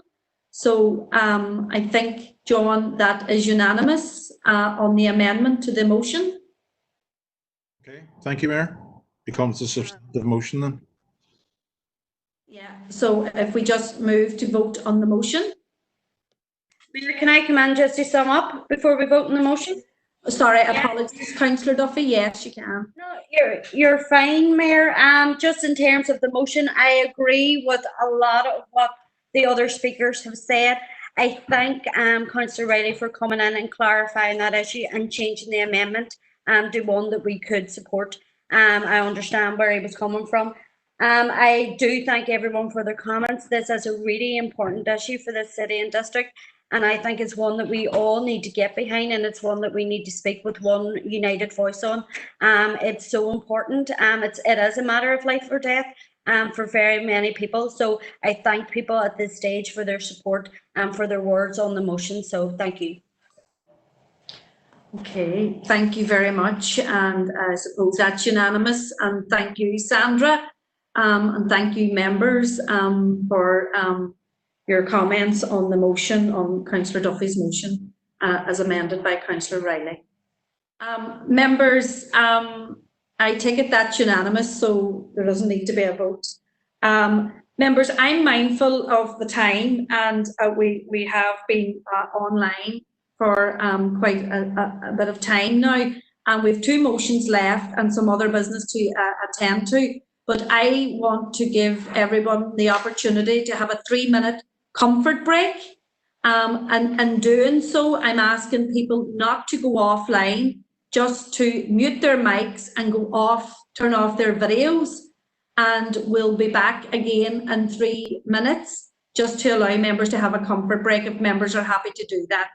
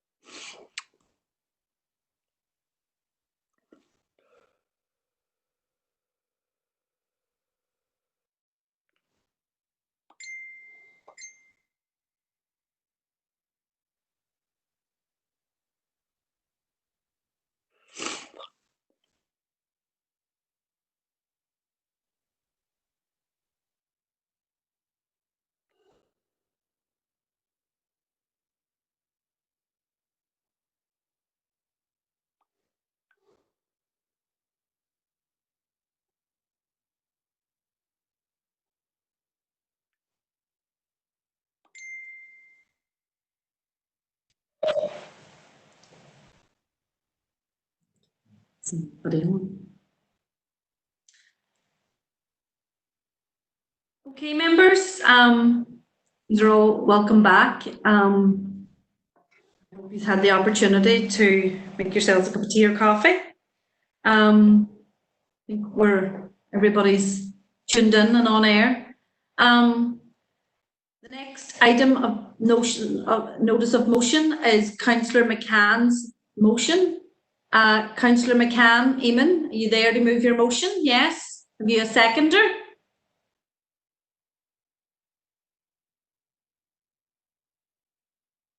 I'll second it, Mayor. Thank you, Sean. Okay, Eamon, Councillor McCann, if you want to move your motion.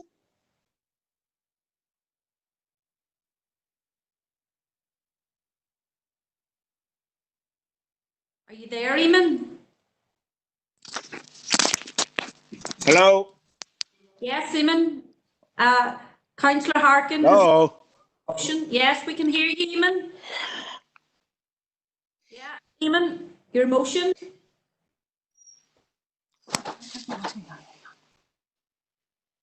Yeah, Eamon, do you want to move your motion, Eamon? Councillor Harkin has just seconded it.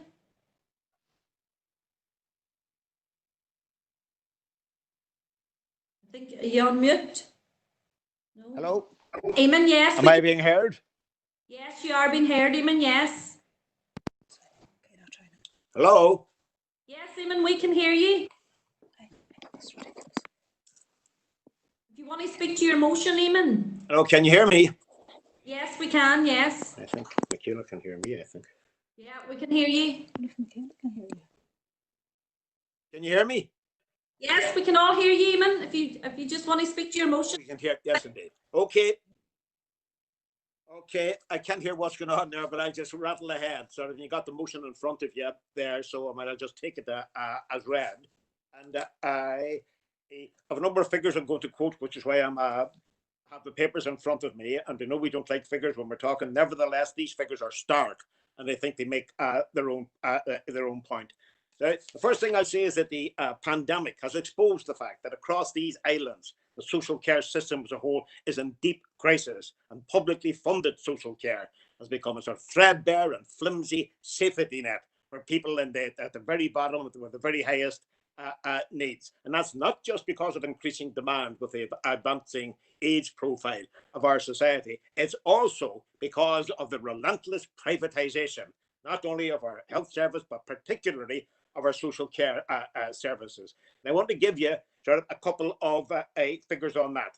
Listen to these figures. In 1982, 67% of residential and nursing home beds were in the public sector. 67%. You know what it is now? 6%. That's not a decline. That's falling off the edge of the cliff. Here in the north, we still have about 40 statutory residential care homes. The only reason we have those is that people fought for them. If they're going home and you've got William Street, look on the left-hand side, sort of at the care home, which is there just before you reach Little Diamond. It's a nice grounds and happy people. Be aware that that wouldn't be in position. It would have gone had it not been for a fight sort of put up by the residents families, by the staff, and by local people. Some of us can remember sitting down in the middle of William Street, stopping the traffic, on a number of occasions to stop the closure of that. We succeeded in that, and there's a lesson in that about how to carry things forward. So moving swiftly on, here's a figure that you might find surprising. There's more people working in social care than in the National Health Service. Here in the North, social care supports 41,000 jobs. That's just not care workers, but managers and support staff and all the rest of it.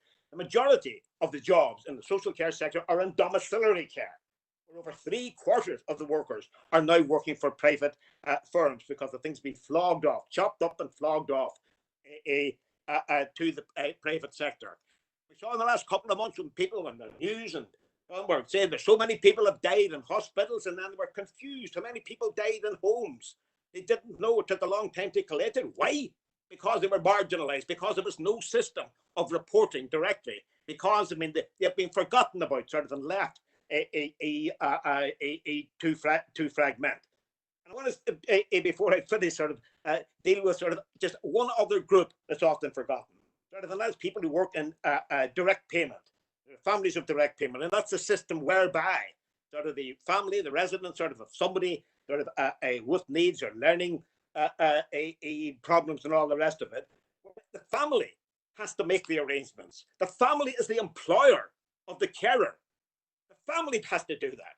The family has to work out their tax and national insurance and all the rest of it. And of course, they're then reimbursed sort of at a very grudging level. So, I mean, the result is sort of that, for example, during the recent times, when some of the workers involved sort of in domiciliary care, particularly in relation to direct payments, when they haven't been able to work because they're employed by the family in theory, there's nobody to come in and take over. If it was part of the public sector, then the trust sort of would supply somebody. Sort of the hospitals would supply, NHS would supply somebody. As it is, and this happened in our town over recent weeks, there is nobody to take over. If you're a mother sort of and you're living in a house where you've got, for example, a 16-year-old with severe learning difficulties who's bigger than you, and you're caring and you're taking on your left on your own because there's nobody to replace sort of the worker that you have helped to recruit, what are people to do? What are people to do? And I mean, this is a scandal in the face of the world. And what I'm saying is this, that when we're talking about ending privatization, when we say bring it all back into the public service, we are not saying anything radical. What we are pointing to is the fact that 30 years ago, that's the way it was. We're saying let's go back to the way it was. This is not some starry-eyed idea about how the system might work in the future. It is a reference to the way it used to work in the past and work better in the past, with fewer crises and people getting a more contented service. Sorry for going on for so long. I think that might be more than 3 minutes, but I haven't been. It does, Eamon. Yeah, thank you. I was just about to ask you to bring your remarks to a close. I was generous with time. Okay, thank you, Eamon, for that. I have a number of speakers looking to come in. Councillor Rory McHugh. Councillor McHugh.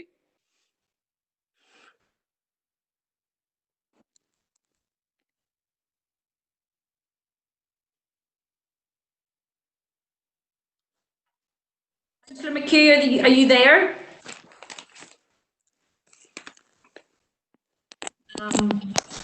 Okay. I'll call Councillor McHugh at another time. Alderman Devaney. Here, Mayor. Thank you, Madam Mayor. Thank you, Madam Mayor. Am I ready to go?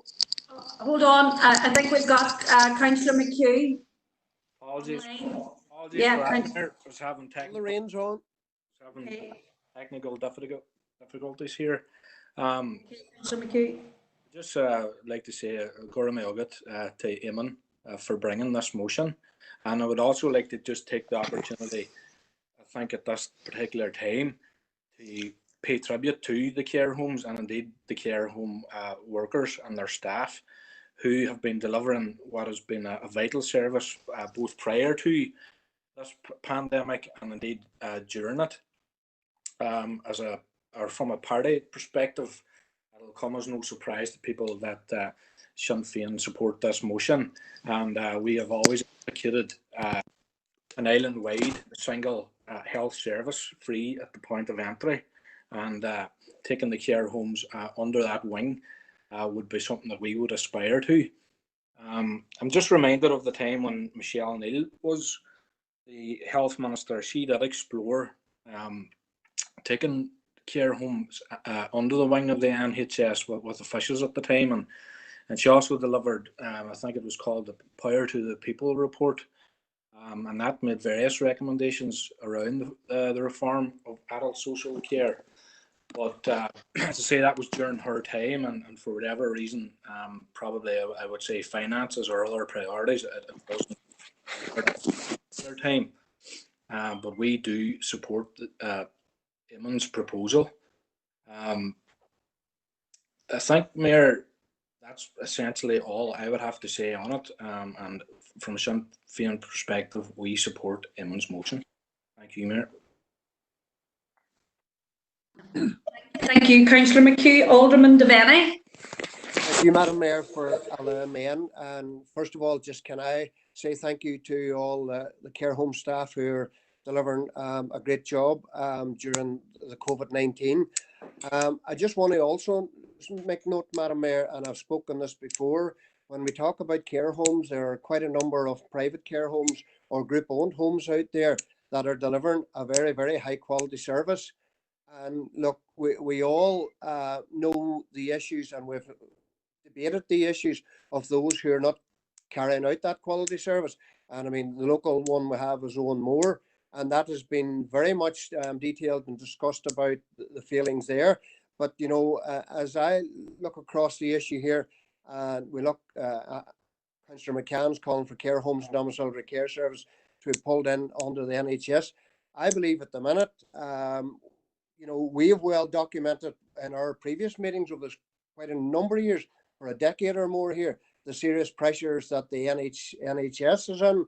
You know, we have long waiting lists, we have waiting lists for appointments, and we have the same for those who are, you know, waiting for surgery. And at the moment, because the COVID-19 has exacerbated the situation, you know, they're needing treatment for quite a number, a range of illnesses.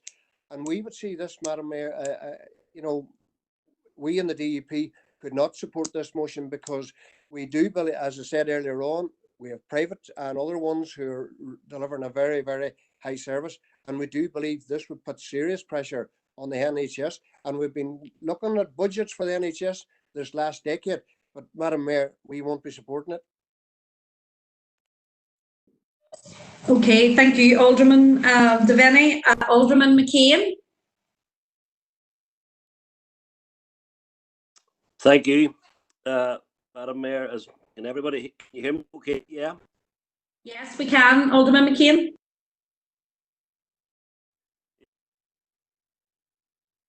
We're happy to support the motion.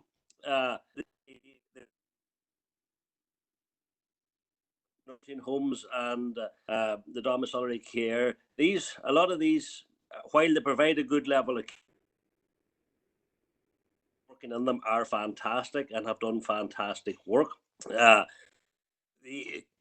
bottom line is to be free at the point of entry for those who needed it. And this last while, if we ever needed evidence that they should be brought back in-house, is that if it was ever needed that they need to be brought back in-house was, you know, we have saw private care homes, and we've even saw private domiciliary care providers where there has been a massive lack of PPE, and only for the community rallying together and all the community and providing this PPE to the local ordinary workers who were going around the homes providing it. They was because the owners, the private owners of the care homes and of the domiciliary care groups didn't buy it, didn't want money on it, and was watching their own bank accounts going up and up and up. So Councillor McCann is totally right that these should be all brought back in house again. And to move on, you know, even the direct payment thing is actually a complete farce. Indeed, I was involved in the case no time ago where a family was running the direct payment and the loved one actually passed away. And indeed, some of the members of staff looking redundancy of the family, because the family was the employer. More than happy to agree and support Councillor McCann. Thank you, Alderman McCain. Councillor Raymond Barr. Thank you, Mayor. I'd be very happy to support this motion. As Councillor McCann has alluded to, the vast majority of home care and residential care is now provided by private companies. The knock-on effect is this, that a lot of older people now who fund their own care are in some cases paying 43% more than local authorities are charging. The quality of care and adult social care and the terms and conditions of the workforce have declined over the past 2 decades as a result of privatisation. Rates of pay are lower in the private sector than they are in the public sector. Over the last 2 years, we've had some scandals over the way these homes are being run. More and more springs to mind immediately. The operators of these homes, they're making a fortune. And yet, as Councillor or Alderman McCain has alluded to there, they couldn't supply staff with PPE during the present crisis, passing the buck to the NHS. I personally supplied masks and gloves to nursing home staff and domiciliary staff. If I was able to source PPE, the owners of these homes could have sourced it, but they didn't because they didn't want to pay for it. Privatisation of nursing homes is dangerous and wrong, and it's a practice that should be discontinued. Thank you. Thank you, Councillor Barr.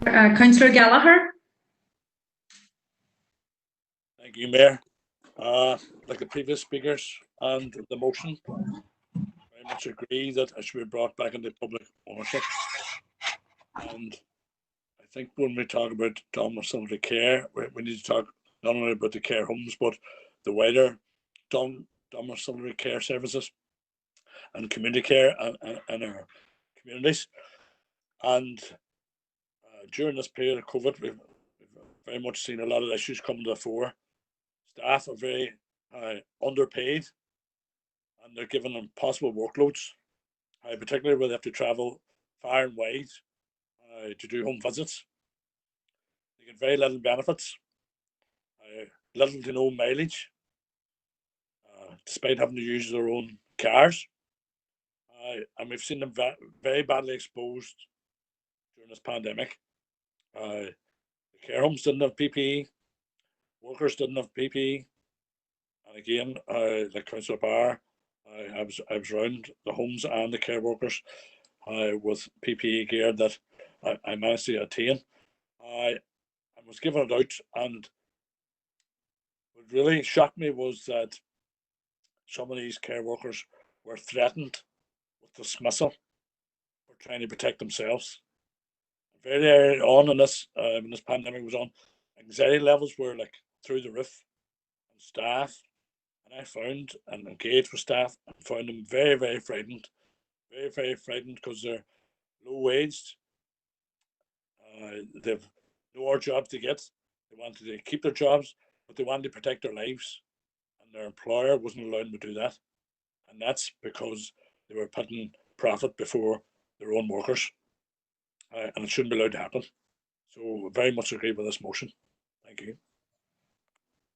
Thank you, Councillor Gallagher. Councillor Farrell.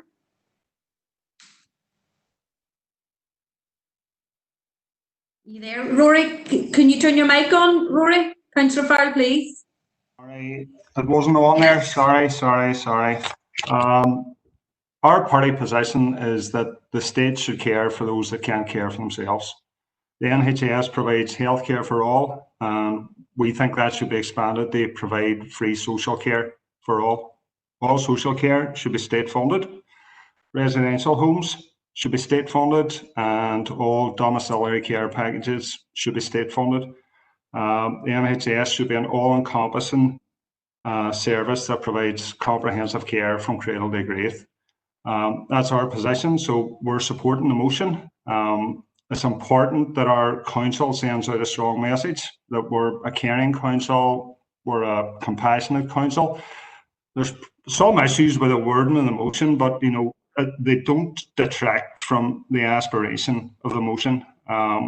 We need a better system. The current system's broken. It's completely unaffordable for people of moderate means. Care homes, 600, 700, 800 pound a week.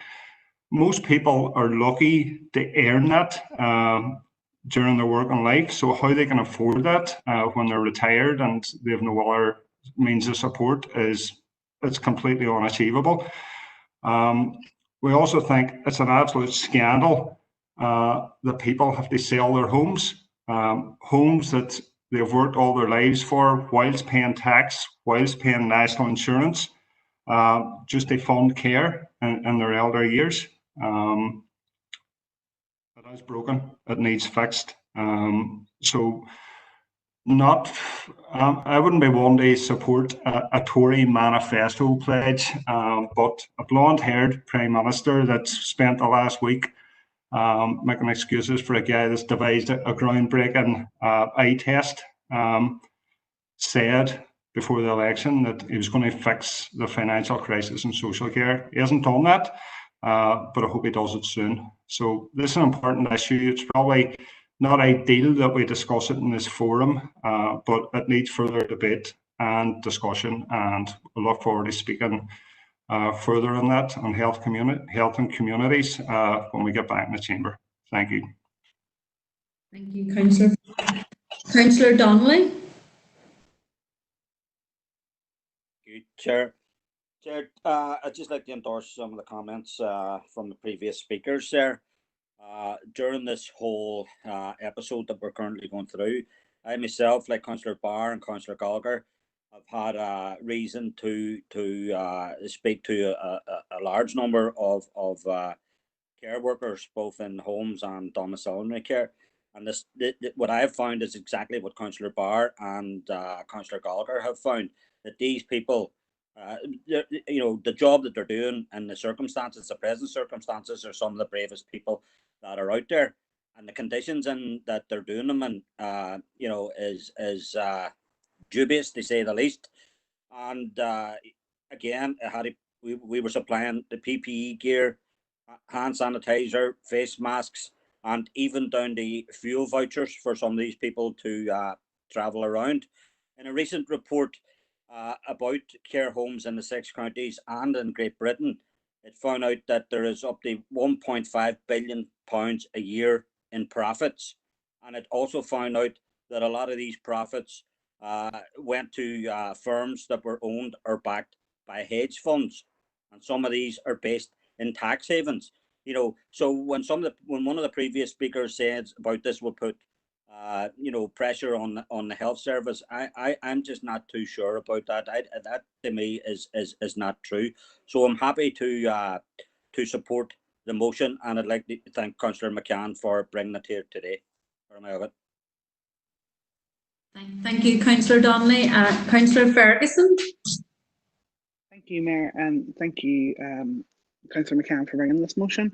We are happy to support the motion. We don't disagree with it at all. We understand at the moment the standard of care in the care homes needs to be looked at. We support ending the 15-minute domiciliary care visits, and we think that the number that it's only 6% now is shocking. We do see the need for people to be able to choose whether they want a private care home or not, but we think those numbers, reflect on themselves the fact that we're down to only 6%. So no, we are happy to support the motion, and we do think that they need to look at other reasons, things that problems for social pay standards of work. We have a load of care workers who have moved in during the COVID crisis. They've been there before the COVID crisis, and they'll be there after, and doing a great load of work for very little money. Thank you, Mayor. Thank you, Councillor Ferguson. Councillor Harkin. Thanks, Mayor. Yeah, a lot of things that other councillors and aldermen have said, I fully agree with, and I think even this discussion is helping to put a spotlight on what's happened during the pandemic and what people have been saying and what people have kind of had to deal with. So I am very, very disappointed to hear that the DUP aren't going to back this motion. I don't think it's the case that the concern is that this will put unnecessary pressure on the health service. Look, you look at what's happened from Westminster. I mean, they essentially abandoned the care homes. And that's why you've got the COVID-19 crisis in those care homes. Workers were abandoned, residents were abandoned, and the same thing happened here. Unfortunately, the Stormont executive in many ways has mirrored the response of the Tories to the care homes, and that's why we've had the clusters in the care homes. That's why we've had the chaos there, and that's why you have workers chasing around desperately looking for PPE. So I think we have to hold the employers accountable, and they are very much accountable for many of the problems that we faced in the homes, from low pay to the standards. And it's obviously not every home is like that. There's some better run homes, but there's far too many homes right now where this crisis the pandemic has revealed crisis and bliss after bliss. So I think you know, across all communities, people are saying the same thing. It's a disgrace what's happened in the care homes.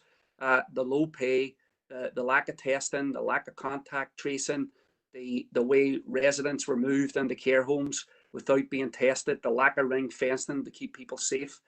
You know, the lack of PPE. This isn't about one community. This is about working class people right across the board. And you can see why people are so frustrated that they're being clapped on a Thursday night and then they're getting platitudes. And what we have to do here, I think, and I think what this is about is we have to start the discussion about changing this in terms of how the system works, because it's not about one or two care homes and one or two employers. It's about how the system works. And what we've seen through this crisis is that the private care home model isn't working. It isn't fit to deal with this crisis. And so this is a discussion I think has to be taken on board now by the Stormont executive. I think there is support from trade unions, from workers to actually see social care returned and domiciliary care returned to the health service, where we can raise standards, where there can be better terms and conditions for workers and better guaranteed and accountable treatment for all the residents. Thank you, Councillor Harkin. No other member is looking to come in, so I'm happy to move forward on the vote. John, in relation, sorry, I beg your pardon. McCann, do you want to come in just to sum up? Eamon, you can sum up.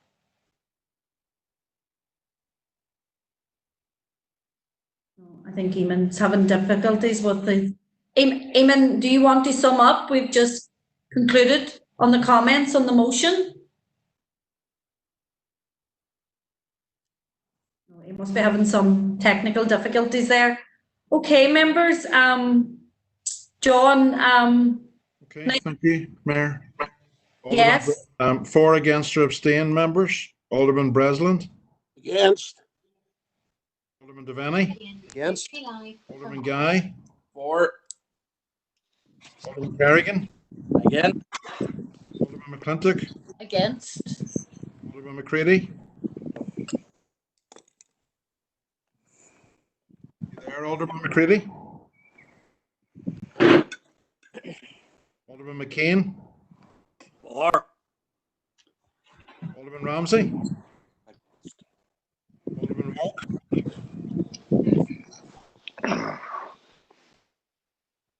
Graham, are you there?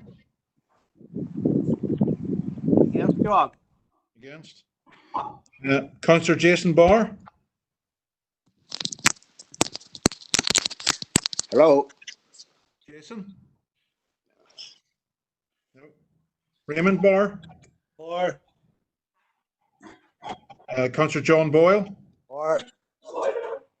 Councillor Michaela Boyle. For. Councillor Burke. And Shaw. Councillor Carr. For. Councillor Cooper. For. Councillor Cusick. For. Councillor Dobbins.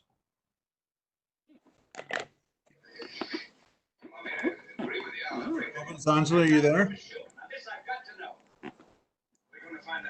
Councillor Donnelly. Councillor Donnelly. For, John, you get that? Yep, did, thanks. Councillor Duffy. For. Councillor Durkin. So many places they can hide a wagon in this country. We'll find it. Councillor Durkin. Supposing we find that wagon. Supposing there are guns in it. Will that make you feel any better? Councillor Farrell. For, John. Councillor Ferguson. For. Councillor Fleming. For, John. Councillor Gallagher. I think Patricia's got a TV on the background. It's not helping. Councillor Gallagher. For, against, or abstaining? For. Councillor Harkin. For. For. Councillor Jackson. For, John. Councillor For. Kelly still not with us. Councillor Logue. Hello, Councillor Logue. For John. Thank you. Councillor McCann. Councillor McCluskey. For. Councillor McGuire. Councillor McGuire, are you there? Councillor McHugh. For John. Councillor McKeever is not there.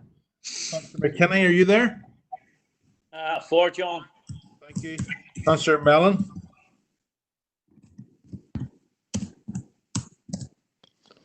Councillor Mellon. Aileen, you there? Councillor Mooney. Councillor Riley. John, I declared an interest as I work for the Alzheimer's Society, so I abstain. Okay. Councillor Tierney. For John. Thank you. John, just Councillor Dobbins has also commented on the chat her intention of voting.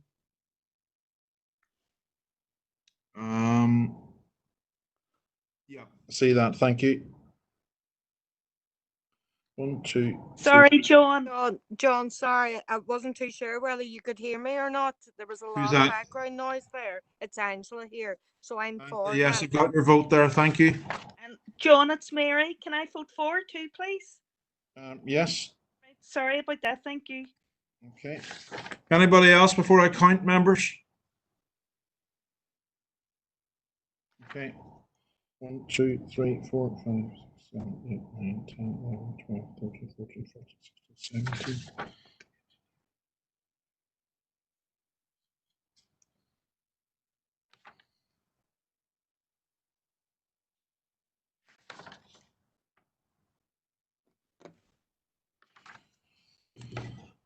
Mayor, I have 26 for, 6 against, 1 abstention. Thank you, members. Therefore, the motion is carried. I'm not sure if we can get Eamon back online. Councillor McCann, Councillor McCann, are you there? No. He must be having some difficulties connected. Hello, hello. Yeah, Eamon, is that you? Yes, it is. That's me. Yeah. Eamon, your motion was carried there. I did offer you earlier an opportunity to sum up, but maybe very briefly, Eamon. I'm allowed the opportunity. Okay, can I make one point very, very briefly? Which is it? 10 points I could make, but sometimes we get confused about terminology here when we're discussing these things. But terminology can be very important, and we've sort of used in the same sense. We've used publicly funded and publicly provided.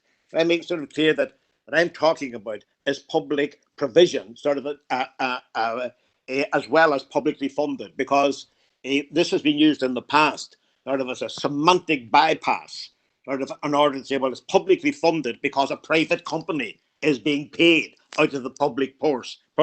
In fact, the statistics show that in the biggest companies, in the 50% biggest companies, 20% of the money that comes from the public service, the public purse, goes right through the care homes involved out into the coffers of the owners of the companies. It does nothing. Nothing is purchased by that 20%, sort of for out of the care home. So that tells you the difference between public provision and public funded. And we have to be very clear about that. We're saying public provision. Thanks very much. I'll leave it at that. I know I've gone on for too long. Okay, thank you very much, Eamon, for your comments there and summing up. Okay, members, we're moving on to the motion in the name of Councillor Harkin. Councillor Harkin, do you want to move the motion? Have you a seconder?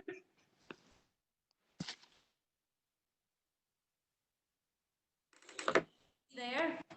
Yeah, thanks, Mayor. Yeah, I'm hoping Eamon or some can second or.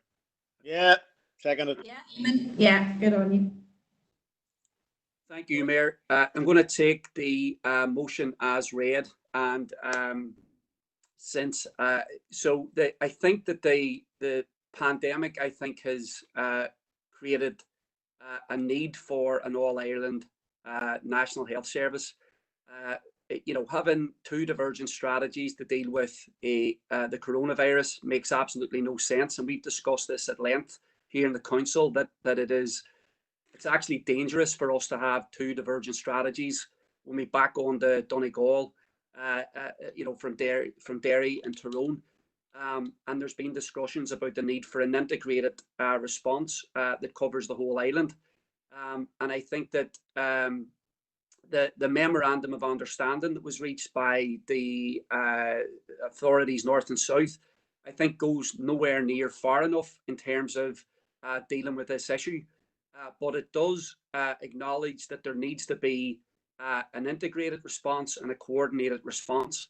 And has been said by many people, a virus like the one that we're facing doesn't recognise any borders, and it doesn't recognise whatever community people are from. So really, the COVID-19 is not going away anytime soon, and it is going to remain a threat. I know that there is a easing of restrictions happening right now, but there's also clear warnings that another surge is possible, and that might be the case for many years, unfortunately. So I think the need for we have to create the conditions under which we can best protect people's lives, and I think that in the crisis, what we've seen is that the NHS has the clear need for the NHS has become apparent to many more people. You can only look at the murals in all communities here in the north, and you see, the support for the NHS and for NHS workers. And I would extend that, obviously, as we just did in the last discussion, to all the care workers in terms of the role that they've played on the front line. We do face in the north privatisation, which has undermined the NHS, and I think that's what the last discussion was about. So we need to protect the NHS here, but also expand it. And then in the south, there's a clear demand for an NHS service because the two-tier system down there doesn't work. The government has had to actually take over parts of the private care system in order to meet the needs of the crisis. So there is a campaign now that is about saying that we need an all-Ireland national health service that puts people's care before profit, that provides care for people from the cradle to the grave at the point of use, and that is created through progressive taxation. And I think we already have lots of examples of coordination across the border. We know already the Northwest use of the cancer centre at Altnagalvin. That's something that people in the Northwest, whether from Donegal, Derry, make use of. There's other examples with cardiac care as well, and I think that this is the kind of coordination that needs to be expanded, because I believe that if we do that, through an NHS system, we can provide much better care and do it in a way that meets the needs of people right across the entire island. So this is about the response to the having two divergent strategies in responding to COVID-19 doesn't make any sense. So that the best way to combat it is through the creation of a national health service, because that's the way to coordinate. That's the most effective way to coordinate a health response. So there's a campaign now, and I'm hoping that the council will give its support to this campaign. And I don't think that the emergency that we've seen in terms of the demands on the health service is going to go away anytime soon. So we need to be thinking about how we improve it, expand it to meet people's needs into the kind of coming years as we face, many more challenges. Thank you. Okay, thank you, Councillor Harkin. I have a number of members looking in. I'll take them in order. Councillor Philip McKenny. Councillor McKenny. Thank you, Mayor. Firstly, can I say thank you to all the councillors that sent me messages of condolence. I much appreciated by my wife and I. Just start off, what I said, we require our own health system as we're part of a different jurisdiction, but we do recognise the need for cross-border collaboration on health, and we've pushed this through our own MLA, Paula Bradshaw, at the Assembly. I would agree with Councillor Harton, we have already, which has already been mentioned, about the Alton Galvin and also tackling the children's heart disease and surgery. The two health authorities have worked together to tackle the coronavirus, albeit we are at different stages. We believe that in any jurisdiction, a National Health Service should protect all citizens.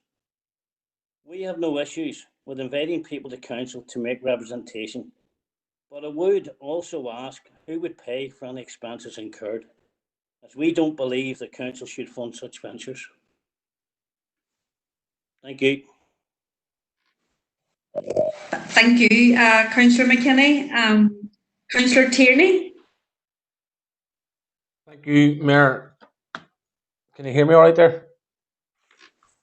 Mayor, we would have no issue in supporting a motion like this 6 months ago, or even a year ago, for obvious reasons.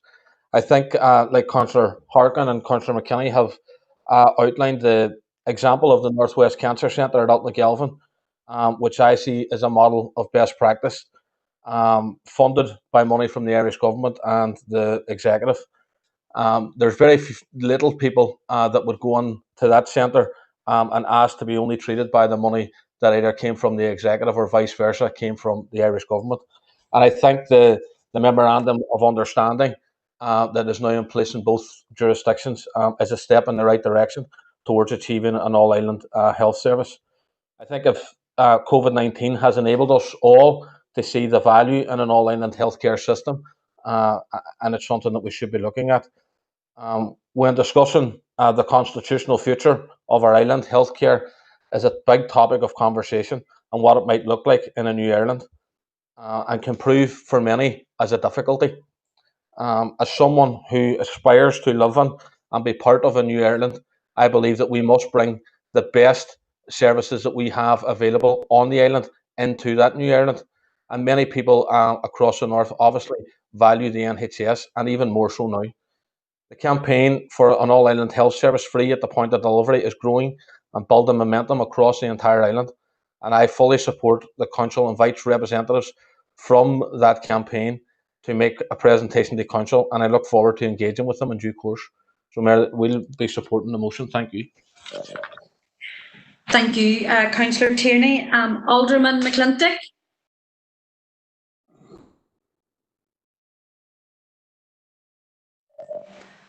Alderman McClintock. Hilary, are you there? Can you hear me now, Mayor? Yes, I can, yes. Thank you. It seems to me, Mayor, that this is quite a strange time to bring this motion before us, just when the numbers of COVID-19 related deaths, both in Northern Ireland and the Republic of Ireland, are dropping substantially. Because we have in the UK arguably the best national health service in the world, and it's free at the point of delivery for all of our citizens. Compare that to the Republic of Ireland, where charges are made for so many services. Our health service is one of our greatest benefits to being part of the UK. And we applaud our NHS workers here, not only on a Thursday night, but at all times. Their dedication to their patients at all times, and particularly during these last months, has been so appreciated by all people. The UK Treasury has been remarkable in the financial package made available to our critical services. Are we willing to put this in jeopardy by suggesting that the strategy was irrational, dangerous, or wrong, as quoted in this motion?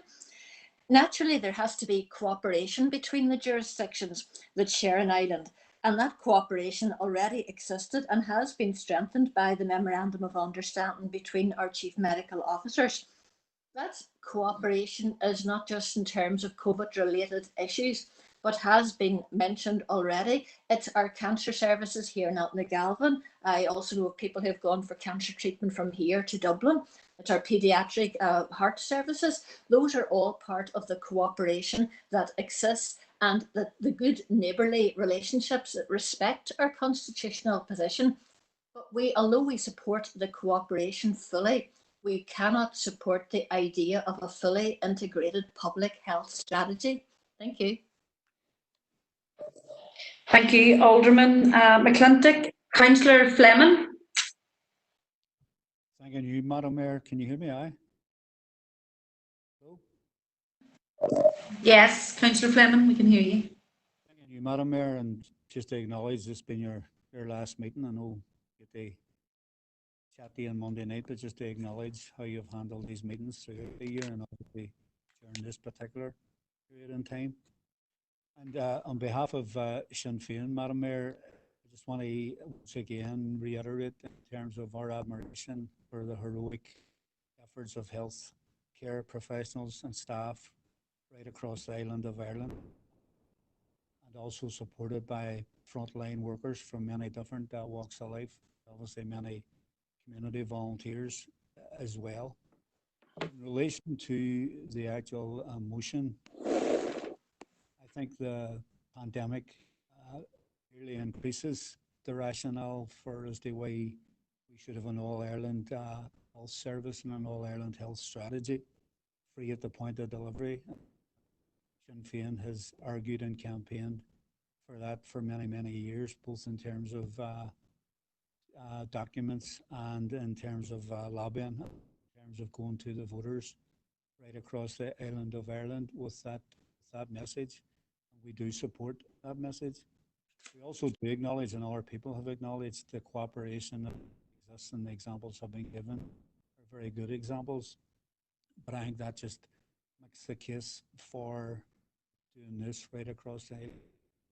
And while we applaud and very much applaud healthcare workers now, and also at every other time when they work long hours and provide a service, we would only be kidding ourselves and kidding people out there if we didn't acknowledge the deficiencies in the two jurisdictions, major deficiencies, not least austerity, both from Westminster and from their green counterparts in the south. So there is a job of work to be done. Our view and party policy is that there should be one healthcare, as in many other walks of life. And I think it also, without getting too much into politics, it also does bring to bear again the need for a border polling, because in most learned commentators out there, there needs to be preparation for this, but the preparation isn't going to start any degree of seriousness unless people have taken the decision that they're going to be the one jurisdiction and health service along with of life, that the one system serve all of the people of this island a lot better. Thank you, Councillor Fleming. There's no other members have indicated to speak. No other members. So we'll move into the vote and the motion. Okay, thank you, Mayor. So voting as always for, against or abstain, Alderman Breslin. Against. Alderman Devaney. Against. Alderman Guy. Against. Alderman Carrigan.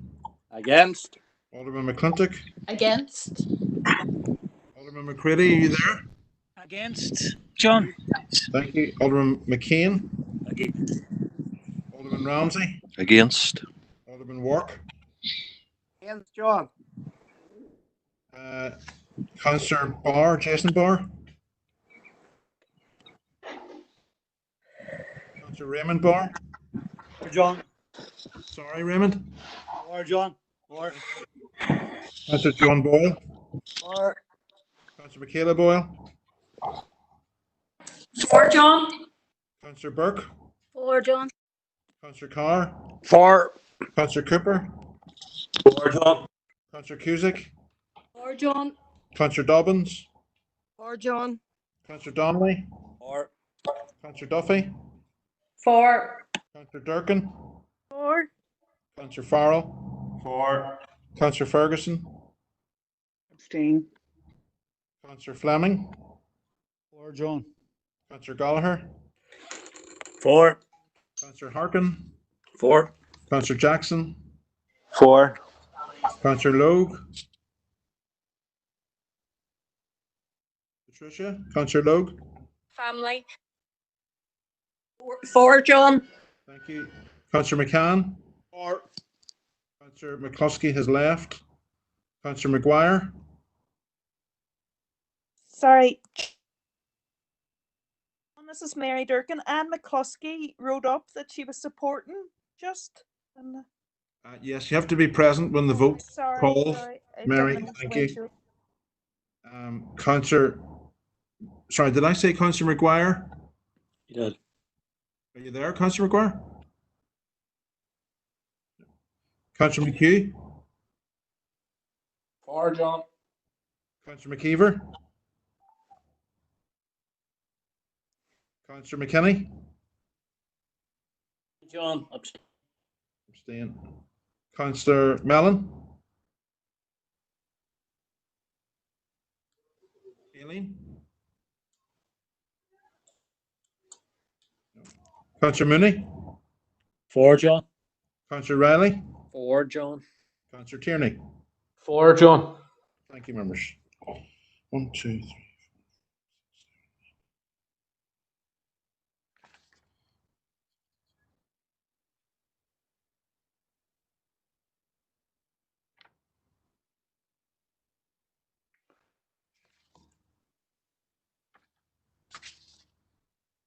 Mayor, I've recorded 22 for, 9 against, 2 abstentions. Yeah, thank you, John, and thank you, Councillor Harkin, that the motion is carried. Councillor Harkin, do you want to sum up briefly? No, Mayor, I just want to thank everybody for their support, and I look forward to working in this campaign going forward. Thank you, Councillor Harkin. Thank you. Okay, members, moving on. We're moving into confidential. Can I get an agreement to confidential? So proposed. Okay, thank you. Thank you, members.